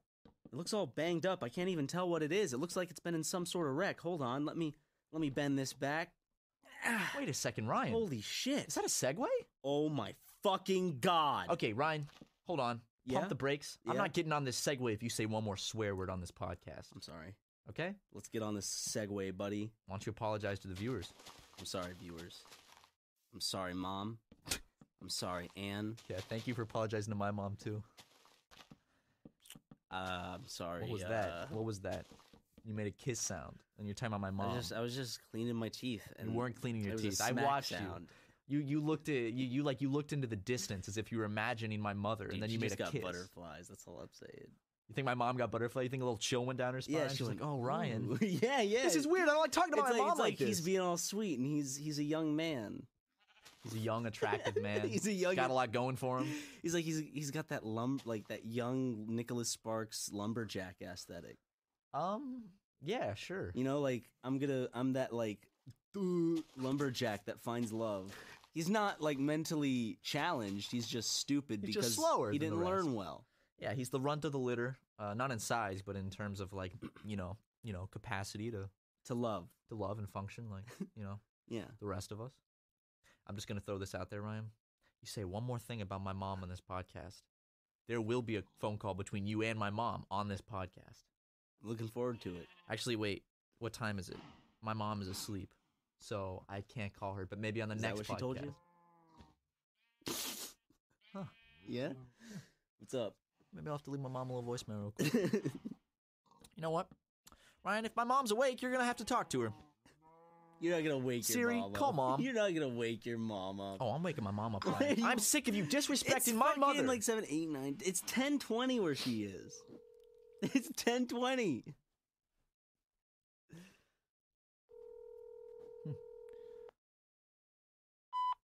Hey, Mom. Just want to let you know that Ryan's been saying some stuff about you, and I'm gonna give him about 30 seconds to explain himself. So, Ryan. Ryan. I just hung up. That's the first time my mom's gonna get. God. It's just a kiss and then it hangs up. She's gonna wake up at 5 a.m. tomorrow, and she's gonna see a missed call from me in panic because she's gonna think I was dying or some shit. And it's gonna be, hey mom, Ryan's been saying some things. I'm gonna give the phone to Ryan, and then I hang up. Mom, I know that by now I've explained it to you in person and apologized, but here's a formal. I'm sorry. That wasn't my intention. I thought he would take it seriously. You know it's all in jest, Anne. I'm Mrs. Watson. No. Ryan, I don't call my mom by her first name. You have to earn that title from my mom. So you still haven't earned the... No, it's I'm her son. Oh, sure. What if you just called your mom by her first name? My cousin does that. He calls his mom by her first name? He goes Layla. Yeah, he does. That's like a stepmom But they have a good relationship. I just think... I think he does it because he finds it funny. It's too formal. I know. I love it, though. That's bizarre. I know. I think he stopped. I think he just did it, like, just to get a reaction out of her for a while. Because it was funny. Cecile? I don't. It's like I'm not even talking to my mom when I say that. Yeah, it feels like you're talking to a like it couldn't be like adult. Cecile. When I see her, I don't think I've never done that. I just be like, Mom. I don't think of it. Like, why would I call my mom by her first name? It's Mom, you know. But her name, that's so weird. She has a name.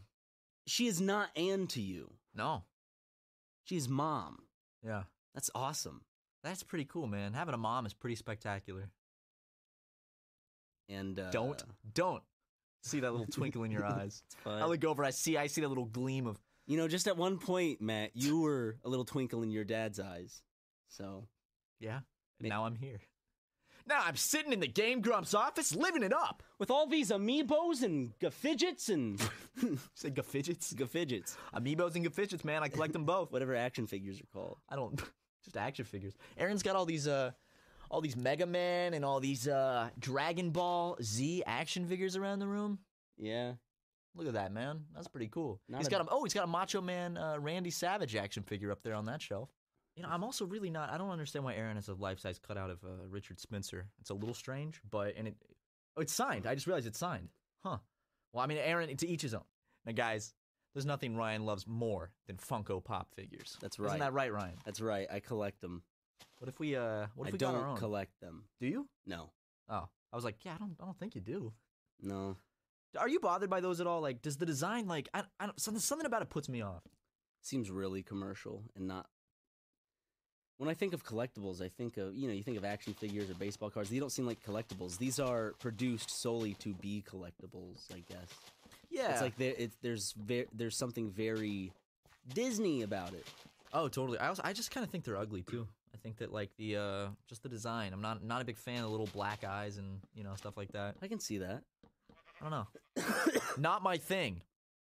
What if Funko makes us Funko figures and they're like, we're sorry you don't like the design, but now you have to stare at these and then apologize to us on national television live, 7:30 p.m. CNN.com. They're gonna be live. I'll say I don't know what that means. What if camera Funko cuts off, and all of a sudden these guys in suits burst through our door? Matt, Ryan, follow us. You gotta go give this speech to apologize. They take us to CNN headquarters. We gotta apologize on live TV. They dress like up guns. and like we're sweating and shit. They have a fucking M4s or whatever you want pointed at our necks. Funko, we are so sorry. It was just simply I was stating an opinion. I didn't know that you would get so upset by it. Okay, send them to the furnace. Man, what the fuck? They just throw me into like a massive furnace. Yeah. Dude, what if Funko was in like 90% done with like a deal for us? Like we're gonna make them their own Funko Pops and they're gonna make so much money, and then they hear this podcast like it's off the table. Fuck these guys. They're dead to us. It was gonna be like we were gonna be set for life because of this Funko deal. I mean, if that's a thing, Funko, then we'll do it. Tell us to take this part out of the podcast and we'll rethink. Because imagine if we had Funko figures. We had those fans make Funko figures of us. And I appreciated those. I didn't think those were awful. Appreciated past tense. What does that mean? I mean, I appreciate those. I still they're on my bedside table. I kiss them every night. I kiss yours. I kiss mine. I say goodnight, Funko me and Funko friend Ryan, and then I have sweet dreams. Then you. That's sweet. Do we have our own little, like to scale apartment? Yes. It's on my bedside table. Whenever I go into the kitchen, do you have to rush into your room and change my character to be in the kitchen? No, Ryan does that on its own. That would be creepy. That would be awesome. I got a little bit of your soul and I put it in this thing. Your mama got a little bit of my. Ryan! I'm sorry. I saw a post online that was like, "Hi, I'm a new watcher of Super Mega, and sometimes how this kid sounds to you." That's how I read the post. He's like, so sometimes like Ryan will say something and Matt will go, "Ryan, stop! Is that real? Is he actually upset?" Yes, actually, I am. Yeah, we're constantly mad at each other. That's real anger. It's real rage, and I just thought I'd give you a direct answer instead of let other people answer for me, because you guys can't put words in my mouth. Only I can put words in my mouth. No, you can only eject words from your mouth. Ryan, someone who has you at gunpoint can put words into your mouth. That's true. They definitely can. They can be like, say this, and then you say it, and they put the words in your mouth. What if I or your brain put it? Okay, so they're putting the words in your mouth, and then you spit them out. Okay, that's fine. The saying's clear to go. Myth busted. Ryan, I got something for you. What if I wrote a word down on a piece of paper and I stuck it in your mouth? I'd be putting words in your mouth. Literally, yes. Yeah. I'm excited. What for? Can I speak about going? I'm gonna go see a test screening of a movie. I'm not sure I can say what movie at all. Yeah, Ryan's gonna go see a test screening. screening. They were handing movie. out pamphlets. Yeah, it's not private. Yeah, it's not private. Just say it, dude. Mowgli. By Andy Serkis. Andy Serkis. Yeah. Ryan's gonna go see a test screening of a movie. Yeah, a movie that's not gonna come out till like the latter half of this year, like in October. Damn, dude, you're maybe. lucky. You're a lucky man. Just cut out the October. Okay. I don't know. I don't want them to eject my invitation. I'm gonna say, Ryan, on your podcast, you said the wrong date. They didn't invite me. They were just handing out fucking slips. So, look at you, man. I mean, all this information that I'm saying is public knowledge. Yeah. Because it's on a piece of paper. Ryan, they're not gonna sue you. You're good, man. You're good. Ain't nobody gonna sue you. But I've always wanted to be a part of like a test screening. I think it's really cool. This is like super like cool to me. Yeah, that is pretty cool, man. I'm proud of you. And it's Andy Serkis, and I like him. Andy Serkis? Mm-hmm. Guy sounds like a real clown. Come on, that was funny, right? It was. That was pretty good. But I was leaving room in for a laugh track. Oh, that's very or put a bunch of me laughing, like a crowd of me. I'll do like several laughs. Do some laughs real quick.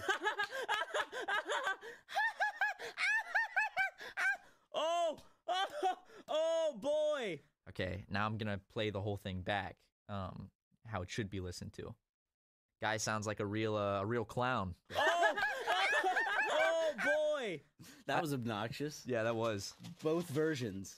What do you mean both versions? The one where it was just me doing. You say my original joke was obnoxious? No, I'm saying what I originally did and then what it turned out to be when it was put together. That's absolutely true, man. Did your mama text you back yet? No, my mom didn't text me because she's asleep, Ryan. She's gonna wake up in a cold sweat saying something's wrong with Matthew, and she's gonna check her phone. She's gonna say, Matthew called me and he left a voicemail. What if he was dying and this was his last voicemail? And I'm gonna say, Mom, Ryan wanted to say something, and then it's a kiss, just a kiss. Yeah, she's gonna be like, that's gonna start. She's gonna get the butterflies that I'm talking. Ryan! What? It's my mom! I know! That begat me. I'm not, that's not a sexual thing. That's just like wow, that boy's sweet, and he makes me feel nice. I don't get butterflies when a doctor. Okay, what are you doing with your tongue now, Ryan? You're making little tongue motions. You're lying. I'm not lying. Why would I make that up? I'm talking about my mom. You're lying. Stop! What are you doing? What am I doing? That's vulgar. That's grotesque. About? I have no idea what you're talking about. That is grotesque. Stop it! Stop! I don't even want to describe it because it's about my mother. I'm not doing shit. I'm standing over here, standing. You're sitting. I'm standing. You're sitting on the couch. I'm just standing here. I just walked in, and he started accusing me of this. Where am I? Ryan, you're on Super Mega Cast episode 77. How long have I been here? 77 episodes. 77 episodes. That's a lot of time. We had an idea. Actually, I had an idea. Ryan had no part of this. Okay. So don't give him any credit. Don't give me any credit. We were talking about making a live stream on our channel. That's 24/7. That's just podcast episodes of Super Mega Cast, always playing in random order. No, I mentioned to you this first, and then you forgot that I mentioned it, and then you... No, I came up with this so long ago! I saw Mega 64, and I was like, hey, dude, I had the idea before you came to me with that. Yeah, we need to do that. Boy. But we gotta... We're gonna make it maybe if you guys, what do you guys think? That's what we want to know. So leave a comment down below. Let us know if you think that's a cool idea. It would just be random episodes, Like podcast, like a, just mixed up, like So its own little radio station. yeah. So you tune in, and because there's so many episodes now, 77 of them, you're not ever gonna hear the same thing twice. Well, you because are. if you were to listen for like 3 days, 4 days straight. Well, I mean, when people if people listen to it one day and then they just don't listen to it for a few months, like a month, and they come back, it could potentially be on the. It's possible it could be on the the same same episode episode again, they- but that's a 1 in 77 chance. Are you taking into account the time passed Yeah, and where statistically it could line up at that point? of course I am, right? I always think about this kind of stuff. You're always a step ahead of me. I'm always thinking about math and science and history and geography and geometry. How about music? I'm always thinking about music. I got my own little radio station in my head. It plays 311 and Sublime and stuff like that. Little Lion Man? That's not a thing.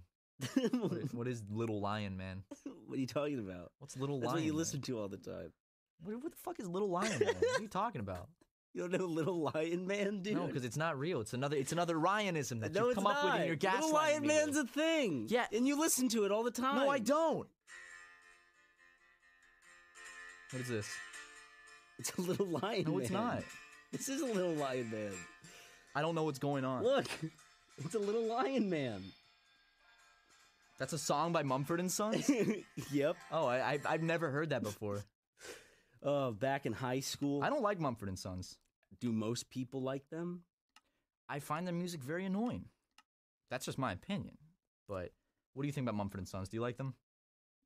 They're there. I don't It's know. not my type of They're music. just like in the other. They're somewhere. Like I passed them up musically. Like I was just kind of like, what's going on? I don't really care about I this just kinda- folksy music. Passed them. I heard them and listened to them, and it didn't stick. And I don't listen to them today. And it's not something I would ever go back to and listen to. Yeah, it just doesn't feel like the tune of their music does not catch my ear and tickle it and go, hey, keep listening to this because this sends dopamine in your brain.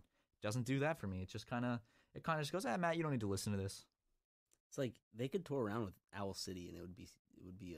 I'm sure everybody would love it. Owl City's the same for me. I've never really been a fan of That's Owl why City. I'm kind of grouping them together. Yeah. As that type of music Exactly. for that genre. Similar styles. I'm also the I'm same. not saying with, it's bad. It's just style I'm not It's- into. Exactly. Ed Sheeran, I'm the same way with him. Didn't he wasn't he not able to sing or something at first, and then he just taught himself, or he got someone to just teach him how to sing, and now he can sing? I wonder how much of singing is like genetically, like how your voice is to begin with, and how much of it is actually learning. think Because like if anyone can learn to sing, I don't think anyone can learn to sing. yeah, I feel like there's some people you probably can't. I don't know. It's got to be genetic. I feel like Danny would tell you can learn. I don't know. think so. I feel like anybody can learn how to sing, but it's singing well that's the problem. Yes, just like anybody can learn how to drive a car, but driving well is a different story. What about a man with no arms? I'm sure he'll find a way to drive him and get a little mouth control, put his tongue on it. What if he has an eye patch and he's blind in the other eye? Then he probably shouldn't try to drive. Like he can want to, but that would not bode well. He could still learn how to drive, actually. He could have one foot that controls the gas and the brake, and one foot that has two pedals for left and right. I don't think like he should drive personally, but I don't want to stop a disabled man from achieving his dreams. He can drive in like an empty parking lot on like 100th of a gallon of gasoline. So he gets like 5 feet, Yeah. and then I'm like, "Hey, buddy, you did it. You drove." Then he gets out, and then the president hands him a big medal, and it Or- says, "Good job for driving." Or as a prank, we could put him on the 101 freeway in a U-Haul, a very big truck filled with 10,000-pound weights. Oh, okay. I think that'd be funny. That would be funny. That'd be pretty funny. We Yeah, should just do a it. big old prank on the guy. Yeah. If we did that, like we found a man with no arms and he had eye patches on both eyes, and then put him in a truck and made him drive on the 101 freeway, I don't think that story would go over well. Not for a lot of people, And I think a lot of people might die as well. but So- for the meme, dude. For the meme of it. For the meme of it. Oh heck yeah. Fuck yes, brother. Yeah, I'm feeling that one. That's a hot meme. That's a fresh meme. Do you still feel like you have a general grasp on internet culture? Yes, I think I do. Okay. Do I partake in it or necessarily find it all funny? No, but I feel like I have a grasp on it, and I understand. There hasn't been too much that's hit me yet. Like I don't think I'm too far detached or too old to look at the memes of today and say, I don't get it. Or Yeah. it's like, I get it. I just, it's like I probably would have laughed at that 4 or 5 years ago. Yes. Just because because I am about 22 now. So some of that stuff is, but I don't want to sound like a meme patrician, man. I don't want to sit over here and be like, oh, no, these memes just aren't funny enough for me. Maybe 5 years ago when I was a little less Not cultured, funny I'd to laugh. you. Yeah, but they're not. I can't help not thinking it's funny. Sometimes they're funny. There are some funny ones. Some. I do. I don't dislike memes. I don't think memes are unfunny. I think that there's a rise in memes and how anything becomes a meme now. And the life cycle of a meme is so short nowadays. Do you remember way back in like 2012, a meme would live for like months and months, and then just now it's like become every a little day. urban legend. Yeah, exactly. Get its own page on Know Your Meme, which now Know Your Meme has so many pages. What if there's a page for Super Mega? What if? Are we a meme? Should I look it up on Know Your Meme to see if there's a page for Super Mega? Know Your Meme. If there's not a page, I will be so disappointed. Know Your Meme? Oh, wait, we do have a page on Know Your Meme. Ryan, What? we've made it. What does it say about us? We have our own page on Know Your Meme. What does it say about us? Guys, when did this happen? Super Mega is a Let's Play and live-action comedy channel created and hosted by Matt Watson and Ryan McGee. Wow, guys, now you just got to make us a Wikipedia page. Can someone make me and Ryan a Wikipedia pages, please? I would like one for myself, and he would like one as well. You What? came to me before this podcast and said, Matt, please ask people to make us Wikipedia pages because I'm too nervous to ask. And I said, sure, Ryan, of course I will. So please make the longest, most accurate, because Wikipedia will remove it otherwise. It's got to be the most accurate Wikipedia pages. Please don't make bad Wikipedia pages. They'll ban us forever. You know, I can't get verified on Twitter anymore thanks to white supremacists. So thank you, white supremacists. Oh yeah, they took out that Yeah. Twitter removed their request verification feature because it had to do with something with white supremacists. So thanks a lot, guys. You really blew it for me. You fucking Nazis. You really made me unhappy. We're with actually this one. speaking to Nazis. Yeah, But they're jumping to the keyboard saying they're not Nazis though. Twitter could have allowed those Nazis to say whatever they wanted. Come on. Hey, I know, man. I mean, that is just a strictly business decision, though. It's not like infringing on. No, that's the thing, because people act like let's say Twitter starts banning Nazis, like legitimate neo-Nazis and white supremacists, and then people are like, oh, that's my freedom of speech is being silenced. It's like, no, Twitter's a business. Yeah. It's not a government-owned institution, so they have the right to say, hey, this is our business. We don't want people like that on our program. Well, I see the benefit, and also, like, of course, this always needs to happen. All sides need to be able to voice their every opinion, even though it's stupid, because that's how we weed out stupid opinions, is by hearing them. And we attach ourselves to opinions that seem good, or at least morally sound, usually. And of course, there's always gray areas in between those. It's just like when it does come to Twitter in terms of that. If someone is offending anyone at Twitter, a CEO or something, then that person has the right to take it upon themselves as their business to do whatever they need to cut some, I don't know, because people might not put ads on that shit anymore. Same thing happened with YouTube. Yeah. You're seeing this has a lot more to do with, I think, ads than the disagreement of opinion on the company's part. Even though the companies do stand, like, we don't stand with these views, I think it basically goes to sites going, well, I'm not sure I want to host my stuff when there's a bunch of Nazis on the site. That's true. So I don't like Nazis. I don't either, by the way. I'm not sure if I've said that. But By the way, I do not appreciate Nazis' viewpoints or their actions in the past and present. Or in the future, just for that yeah, matter. the future, you know. Don't support those actions. I don't support them. Speaking of awful people, did you hear about that mom and dad that kept like 13 of their kids locked up in their basement for years, like handcuffed and everything? Yeah, like anywhere from 12 years old to 29 years old. Yeah. And they had like a baby too, I think. They had like young kids too.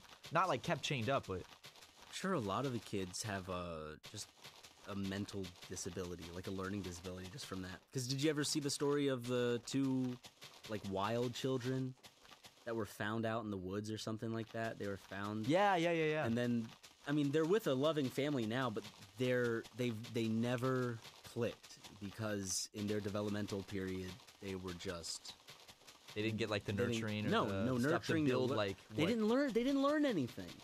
They didn't learn a language essentially. They didn't learn how to take care of themselves. I mean, they learned for themselves, but like as a wild, instinctive being, not as a taught, socialized person of society. That's the crazy thing, because it's like those years are the most crucial years for learning, because that's when your brain is like developing, and then after that it kind of forms. It's like clay. And, like, you know, you can still learn stuff, but like the key years are gone. Like, I wish that I had somehow been able to learn a language when I was like 5, because I feel like you can become fluent in a language so much more quickly when you're a kid. Yeah. You know, like, that's crazy. And now it's so much harder as an adult. You just wish, just kind of, because it would be no effort for you now, but when you were younger, like your parents were bilingual. And you just that'd wish be they awesome. were, and then they'd teach you. Guys, Because I got friends who just, they know different languages. While they not, like, they can speak it well too, but they just understand it more because they learned it as a first language as a child. yeah, exactly. Like Spanish or something. I had friends, one of my best friends in high school was Korean, and his mom would always like talk to him in Korean, and he just like respond in English, yep. just nonstop. And I was like, oh, so you speak Korean? He's like, kind of. I'm like, well, you just, like, you understand it. And it was so funny because he'd be on the phone with his mom, and his mom would be talking to him, and he'd be like, yeah, and then she'd get really mad, and then he'd have to start speaking in Korean back, like just a fight with his mom. That's got to also be something. If you could speak another language and you were talking with your family, some conversations would seem a bit more private, I'm sure. Yeah, totally. We should, I think everyone should learn another language and teach their kids, and everyone will be nice and smart. Let's all learn sign language. Okay, Ryan. What? I know. How much of the alphabet? I know A, B, C, D. Oh, forgot. F. E, F, G, H, I. You're just making signs with your hands. Yeah, I am. Yeah, that's sign language. What if we start doing Super Mega Cast in sign language? Man, we It should would just be like, just imagine just... No, like, we should do it regularly, but then put that little, like, the box video of a woman in the corner doing sign language for the entire podcast, explaining what we're saying. Just like... I'm just imagining just, like, the podcast as is just...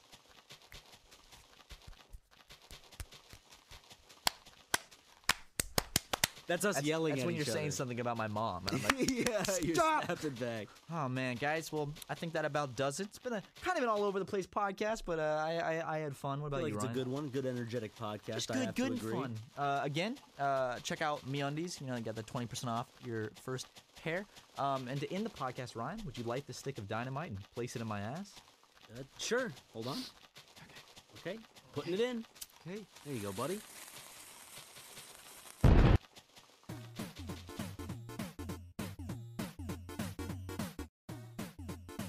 What if we start doing super...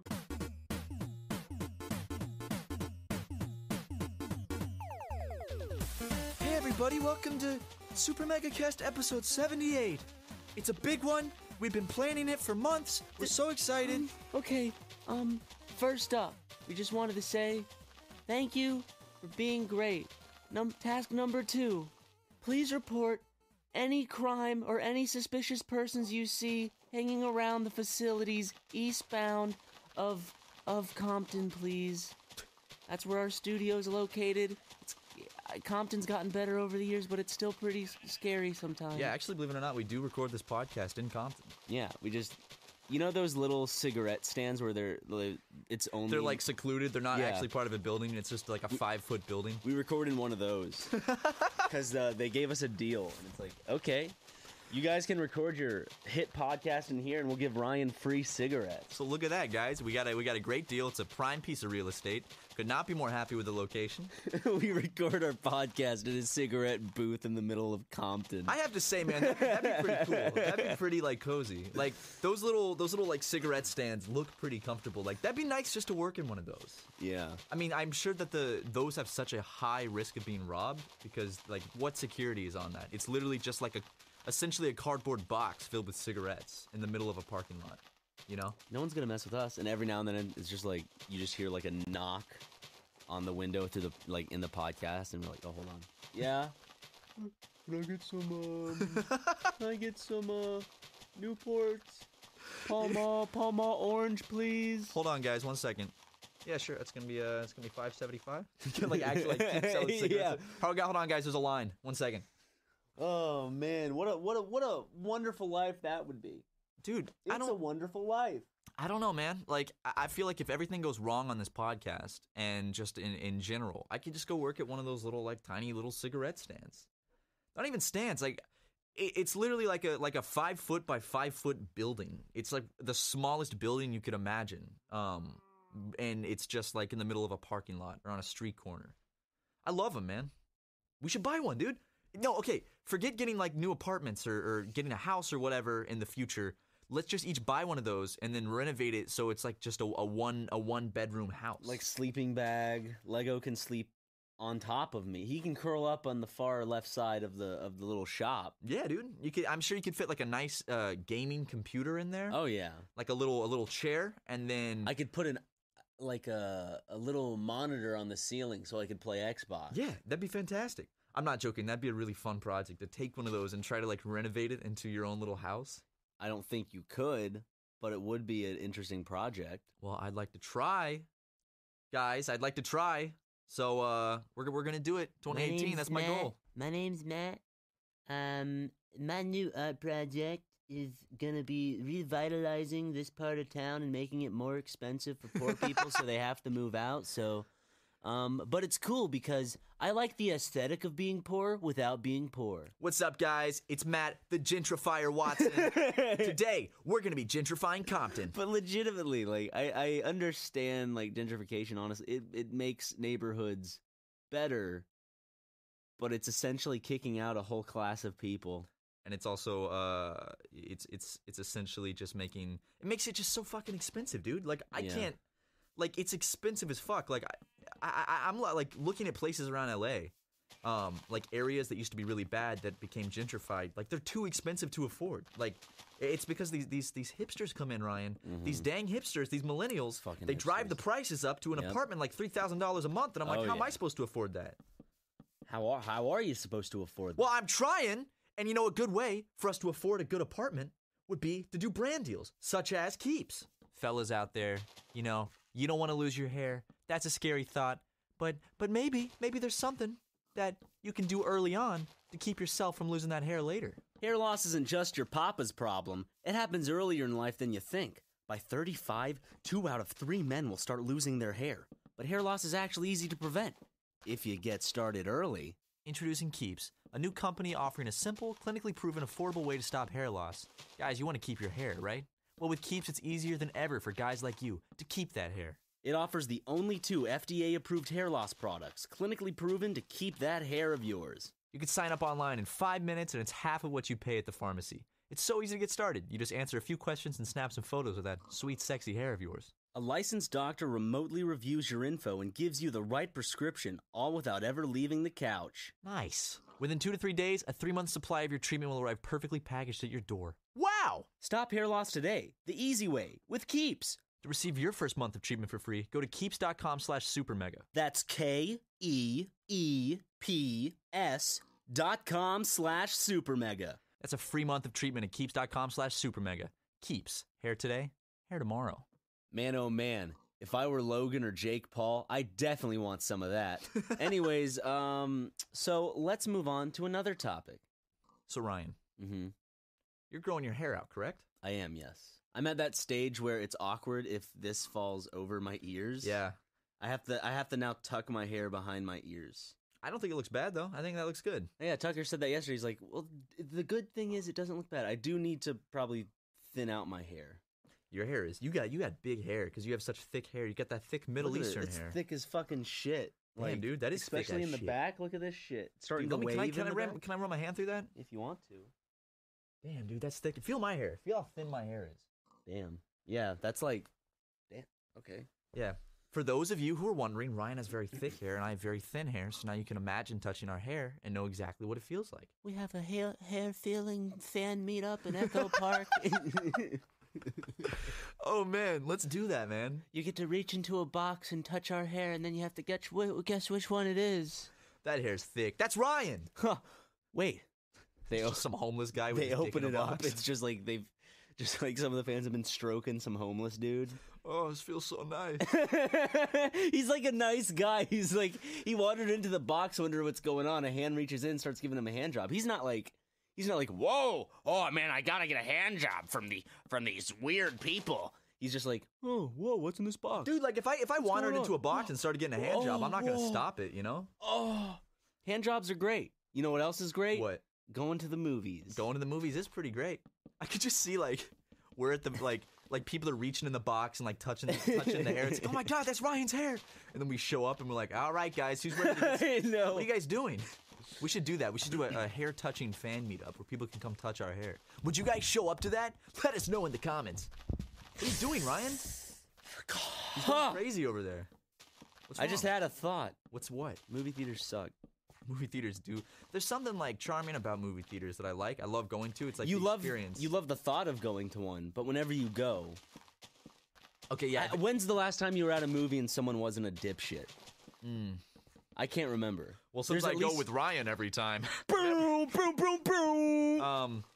I don't know. There's so many instances that stand out. Like when I saw Moonlight, I went and saw Moonlight by myself. Oh yeah, is that the people that are like, ugh, Yeah, when they kissed? These two guys sat down in front of me, and I guess they didn't realize it was like a gay movie. And then when two men started kissing, they both went. It started looking around. And they both started like looking around frantically. I'm like, not gay. That's gay. That's gay. And then they both got up and left. And I was Sounds like, like something- awesome. Now I can enjoy the movie more. Every movie I've been to so far, there's been some dude talking behind me, or yeah, that's pretty much it. There's always someone talking directly behind me. What I've noticed more so in California than anywhere else in movie theaters is people will pull out their phone and just start like texting and going on Instagram, not even trying to hide Just the phone. scrolling through They'll just like Facebook, just have like, it right in front of their face, scrolling through, and they don't even make an effort to hide it. And I've never noticed that like outside of California. Yeah. Maybe that's just my luck, but I feel like I don't know. Since I've been in California, I've noticed people will literally just pull their phones out and just start like scrolling through Instagram during the movie. And it's like, what? You paid to be here. Other Whoops. people paid to be here.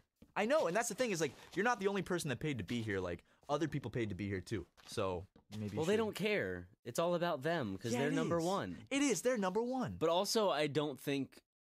No, that's not an excuse. I was about to say, well, some people probably just don't get theater etiquette. Yeah, like when in the beginning of every fucking movie, in every goddamn theater, it says, please turn off all cell phones, switch them to silent. There will be no texting or talking That's true. during the movie. That's true. And people are like, oh, that's just like a general thing. That's like when they say don't go swimming after you eat. Even though that's a myth. But it's like, I just don't understand. It pisses me off to no fucking end when someone talks in a theater. Because it takes me out of it. And I don't want to get up and report them to the theater people. You don't want to be a little snitch.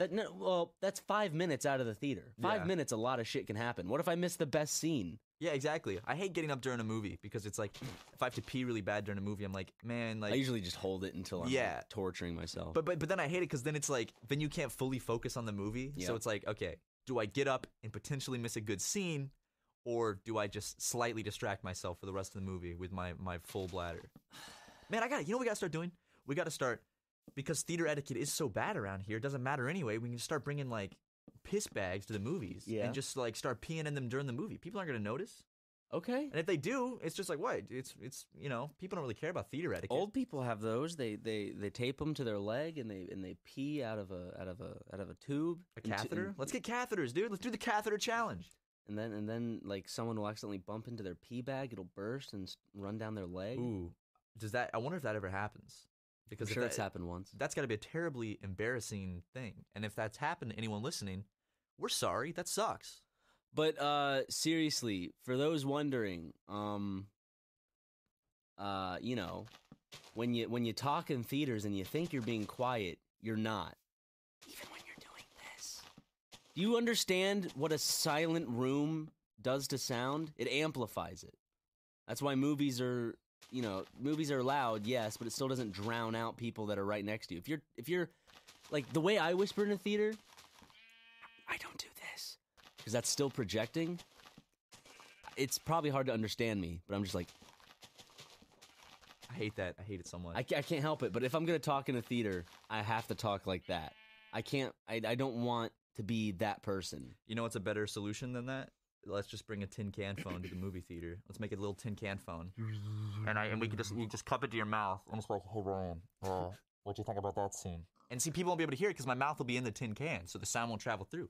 It'll only go through the string to your tin can, and then you can hear it, and you'll go, oh man, that scene was really good. I liked it. What about this scene right now? And I'll say, oh, this scene's pretty good too. I'm just remembering, like, there's this recent showing of a movie that Tucker and I went to go see. And this person in back of us just kept, they were a comedian. They were with a girl, and they were trying to impress her. Oh. And to impress her, that meant being an asshole to everyone in the theater. When I heard his voice, when I heard him going, there was a point in the movie where the male character was giving this speech on behalf of a female character. And then the female character was like, oh my God, he's standing up for me type of thing. And during that scene, the whole time, the guy was going, man, she's just thinking, I want to suck that dick. I want to suck that dick. I'm going to suck that dick, son. Man, look at that face. He was saying that? Yeah, he was just saying that at the volume that I'm currently saying that. He just kept going on and on. And it was a really funny joke. And so everyone here's the thing. Whenever someone's talking or trying to make a joke like that in theaters, nobody usually laughs. Have you ever had that? Like, you're at a premiere, someone will, like, talk out loud and just be like, let's say Rocket Raccoon from the new Guardians of the Galaxy movie. No, that's a bad example. Let's say the new horror movie comes out, and people, it's fine to talk and hoop and holler during horror movies because they're a big fun time opening day. Say something happens in the horror movie, like a cat dies. Someone yells out in the theater, "I still got 8 lives, right?" And then, like, no one laughs, and they're like, and then they laugh hard, and then their friends laugh hard to make him feel better.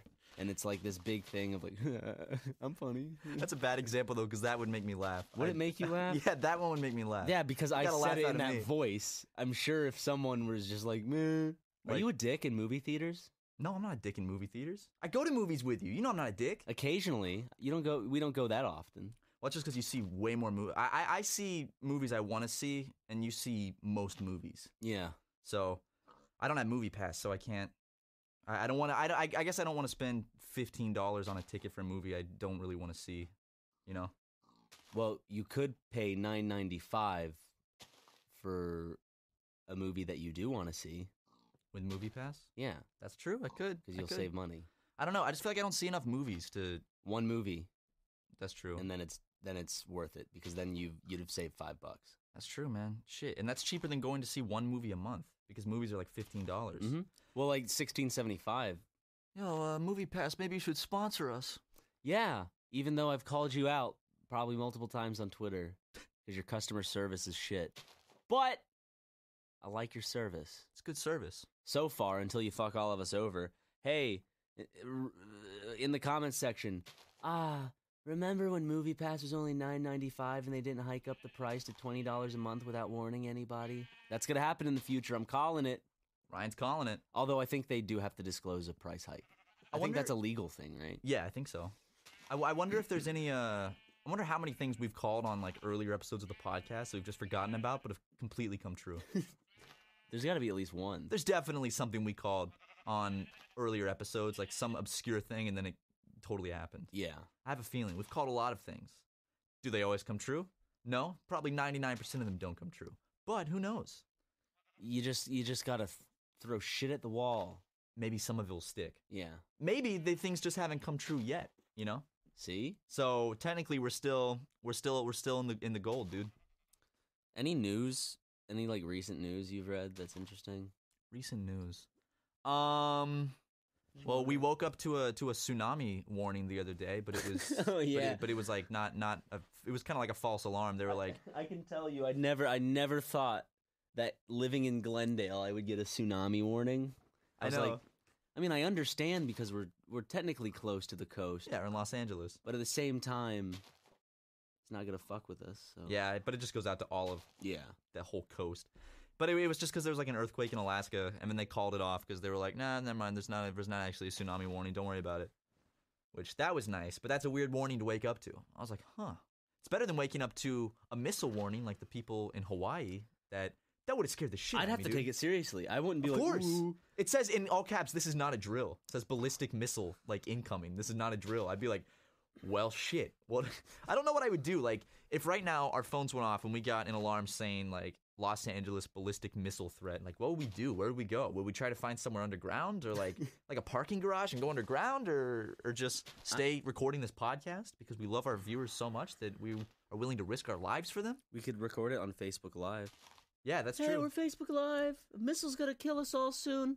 We're gonna be famous because not many people are probably Facebook Living the event of nuclear holocaust. But make sure, go ahead and subscribe to us and see if you can get us to 500,000 subscribers before we die. That'd really make us happy. Thanks. Thank you. That'd be pretty cool, man. Yeah. Dude, let's fake him. Okay, let's call in like a fake missile alert and then Facebook Live it while everyone's freaking out and say, get us to 500,000 subs before we die so then we can quickly get to 500,000 subs. Oh, you think that we'd actually get to 500,000 subs? Oh, I think so, dude. I think mean, definitely. we're about 90,000 away. We can do it. You guys are like, thank you so much, all of you. The growth lately has been fantastic. And to all the new people listening to the podcast that have never listened before, thank you for tuning in. We hope you enjoy, and thank you for supporting us. I hung out with our boy Ethan. Ethan? Not H3H3. You might know him as on YouTube Crank Gameplays. Crank Gameplays. Name is Ethan. If you haven't heard of him, he's a real nice fella. We walked up and down Venice Beach, Santa Monica, couple of our. We did though. And we went to this like Mexican place to eat, and the waitress there couldn't have been more disassociated from what was going on and what her job was. It's like other like it was like chill, so like the waiters could wear what they want, but it was like, hey, are you guys ready to order? It's like, yeah. No, we were like, no, not yet. She's like, okay, I'll be back in 10 minutes. Y'all decide. 20 minutes later, she comes back. Oh, that's right. Okay, sorry. What do you want? And I'm like, can I get a refill on my water and some tacos? She's like, okay. About 10, 15 minutes later, like, she comes by again. Like, hey, can I get that refill on my water, please? She goes, oh, I'm sorry. I'm so sorry. As I was leaving, I don't think Ethan noticed, but I was like, have a good night. And I think I surprised her. She just went, have a good night, like right in my ear. Like as I was turning, I was like, it made me jump. It was just this experience with just someone who obviously was not with it. Dude, maybe she was on illegal narcotics. Maybe. A lot of people are on those. In fact, right afterwards, we were walking out of the restaurant, and there was a dude outside. Looked like one of them pot smokers. And he asked me verbatim, because I have not heard this terminology in a long time, and I thought it only existed in the 90s or early 2000s or, 80s possibly. He was like, y'all got some chronic? Chronic? I was like, what? I was like, no. I was like, y'all don't smoke that chronic, man? No, we're fine, dude. Thanks. I forgot that term existed. I forgot chronic was a term. The chronic, dude. Bro, you want to go smoke some chronic with me? Dude, I'll smoke some fucking chronic with you. Where did that term even come from and how did it get so widespread? Chronic? I don't know. I'm calling it chronic from now on. From now on, it's a nice... no more weed, no more pot, it's chronic. We got to bring it back. We're bringing back dude, chronic, do you have guys. any chronic? Yo, y'all want to go smoke some chronic tonight and watch Kangaroo Jack?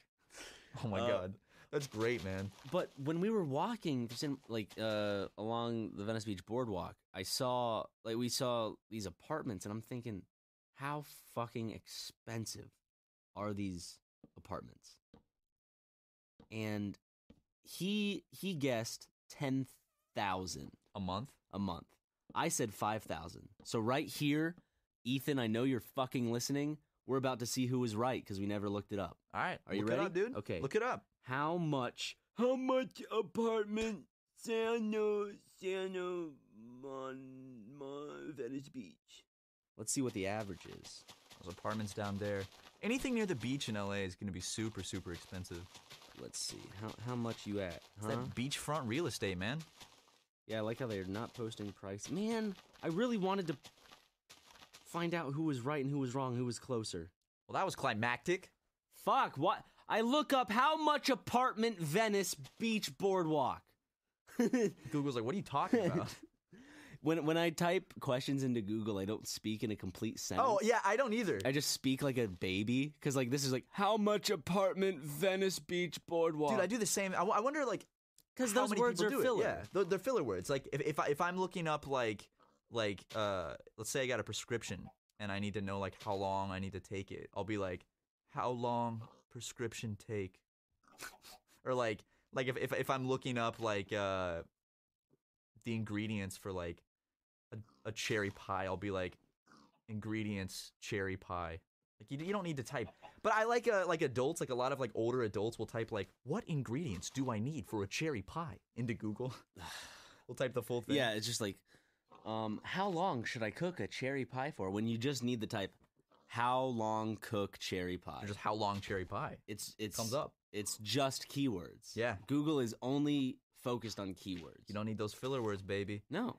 I love how I also like how older people type. How they'll use like one finger on each hand and they'll stare at the keyboard and they'll like search and then click it like one by one. What's that called? That's called the hunt and peck. What is that? Hunt and peck? Is that? I forgot what it's called. There's like some term for it, but there's like a lot of people that type like that. And I also noticed a lot of like older people when they use phones, they'll hold their touchscreen phone in one hand and then with one extended finger like tap the screen like that. Have you noticed that?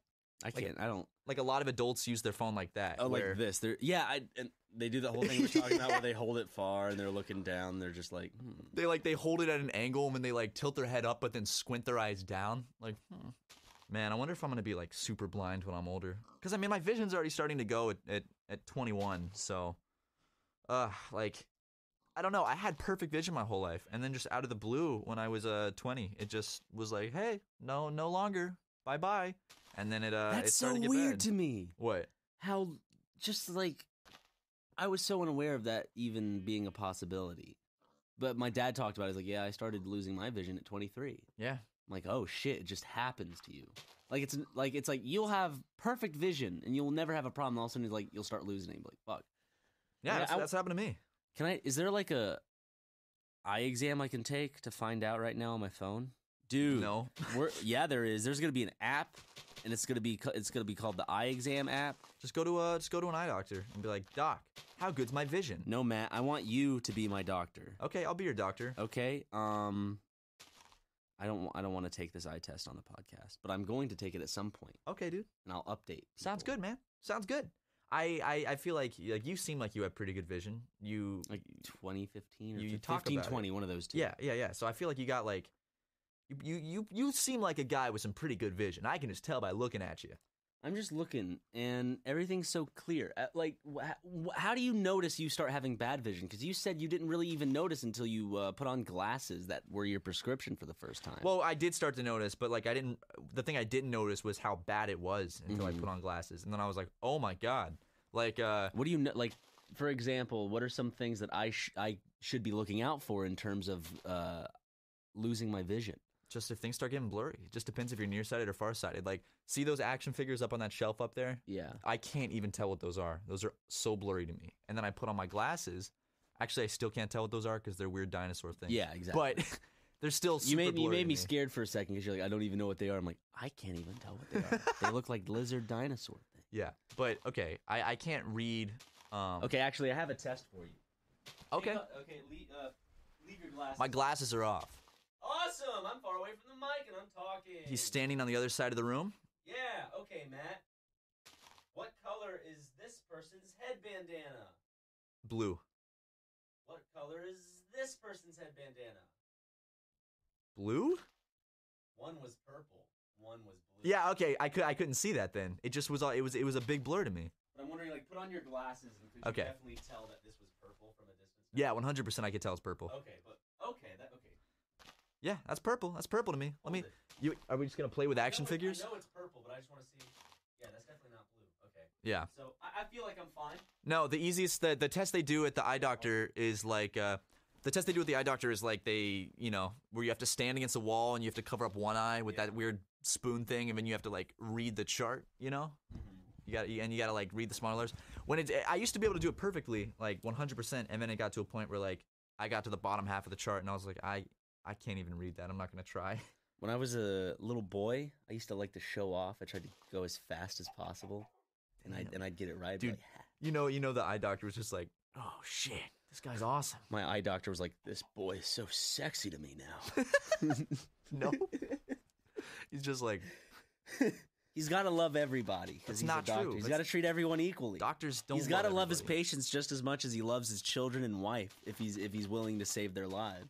What if that was like a stipulation from a doctor that you have to love your patients Well, as much as you love? How many cases do you think where a doctor gets handed a patient? If that patient were that doctor's wife or husband, would that person who died have lived because the doctor would have worked harder, or there's that extra incentive? Ooh, I don't know, man. That's Like, tricky. that's a good I question. feel like that is a good question. I feel like Ask Reddit. are doctors. If doctors, do you think a patient that died in your care would have a better chance if they were your wife, child, or husband / family member of sorts? I think that's just like human nature, though. You want to like nurture course. and care more for But the I'm- people that you care about. But I'm also wondering, like, it's like we did everything we could, but was there a possibility? I mean, there is a possibility that they could have saved the person's life. That's what I wonder when But- doctors say like we did everything they could. It's like in no way am I downplaying that doctors tried. Yes. But I wonder like is it possible to have saved that person? Yeah. Because of course with some cases there's like nothing you could do. Where it's like for us, it's like one of our errors would be like, fuck, forgot I took the animated this week. It's going up 10 minutes late type of shit. Yeah. Or it's going up a little late. A doctor, oh shit, I was supposed to give this this patient it's just like the mistake a small mistake a doctor makes is more than a 10-minute late let's play or Game Grumps animated. And it's like weighing those two things. It's like when I fuck up, I feel horrible and I get this sudden rush of anxiety, and the rest of my day is fucked in terms of, I guess, just mentally being sound. Yeah. Because I just have this beating heart, and I'm just like, fuck, I fucked up. Because I feel like shit.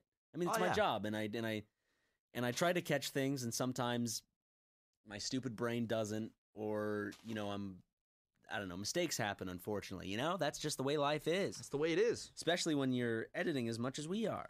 Not to give an excuse, but like when a doctor makes a mistake. Ooh. Well, that's the thing is like when you make a mistake with our job with editing, it's You just like, get a bunch of angry fans. Yeah, and the thing is it's like it's very stressful, but I can't imagine the stress like that a doctor would face for messing up. Because like our job, if you mess up, it's not the end of the world. But there are jobs where if you mess up, like that is the end of the world. Like if you're a heart surgeon or a brain surgeon, Hawaii. like yeah, exactly. Did you also hear about the Hawaii missile alert? The governor couldn't alert people forgot sooner his because he Twitter forgot his pass- Twitter password. Oh, it's so stupid. I had no idea, even though this is super old news by now, of course. And it's still old news when we're talking about it. But it's still an interesting thing that happened because you saw how their system works. It's a drop-down menu, and there are two options, and one is missile alert test and missile alert. So if someone, and there's no like, click it, are you sure you mean this one? It's just you click it and it's like, okay. Yeah, exactly. And it's like, who in their fucking right mind sets that shit up? Is that how it happened? Like, yeah. They were going to do a test, and then they clicked the wrong one. Yes. Oh my god. That's awful. Like,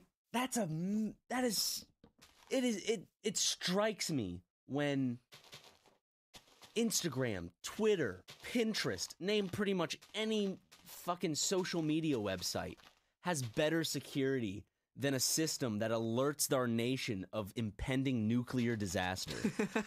Yeah, because like Blows my fucking mind. that's so funny to me. I wonder, you think that guy got fired? Yes. The guy that pressed the wrong button? 100%.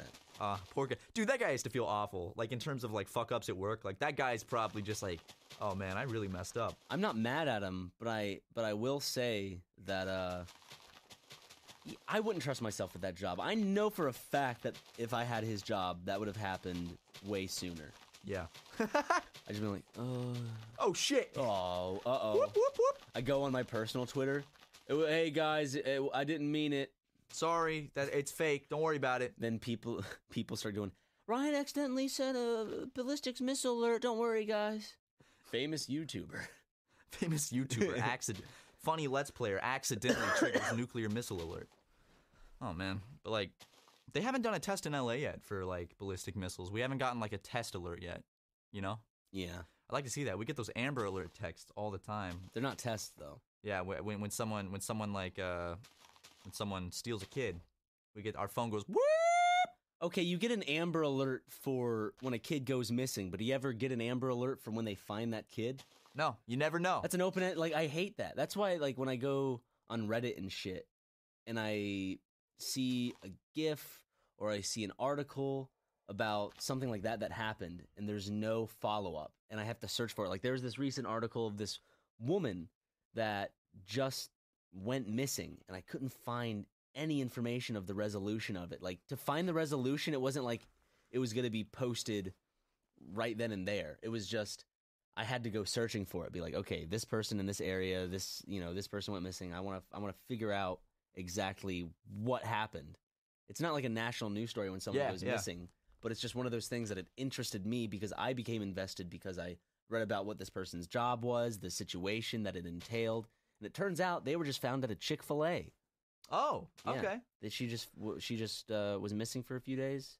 I'm sure people, I don't know if it was some sort of fugue state or whatnot, but she was at some Chick-fil-A. Well, like, I feel like a lot of times, like, people don't really give a shit about the resolution if it's boring like that. You know, like, that's I still probably why it want was to know hard what to find. happened. Yeah, I just want to know the ending. I feel like people, like, just don't really talk about it, though, if it's boring. They're like, oh, she's finding Chick-fil-A. Okay, well, it's more fun if it's a mystery. It's just like, it'd be like, oh my God, the little girl was dismembered into several parts and he made artwork out of her blood on the walls. Versus, oh yeah, they found her. She's fine. She was eating a Chick-fil-A. Yeah, she's fine. She was just having a Chick-fil-A sandwich. Yeah, it's like what story would you not rather, but what story is more enticing to read about? Like what jumps out at you more, you know? Which says something, but it totally does. And what I think is like, what is so crazy to me, because I used to go like look these up, these cases, the cases of people that just vanished with no trace and were never found again. That terrifies me because you're like, what happened? Where did these people go? There's so many famous cases of people that like just one day out of the blue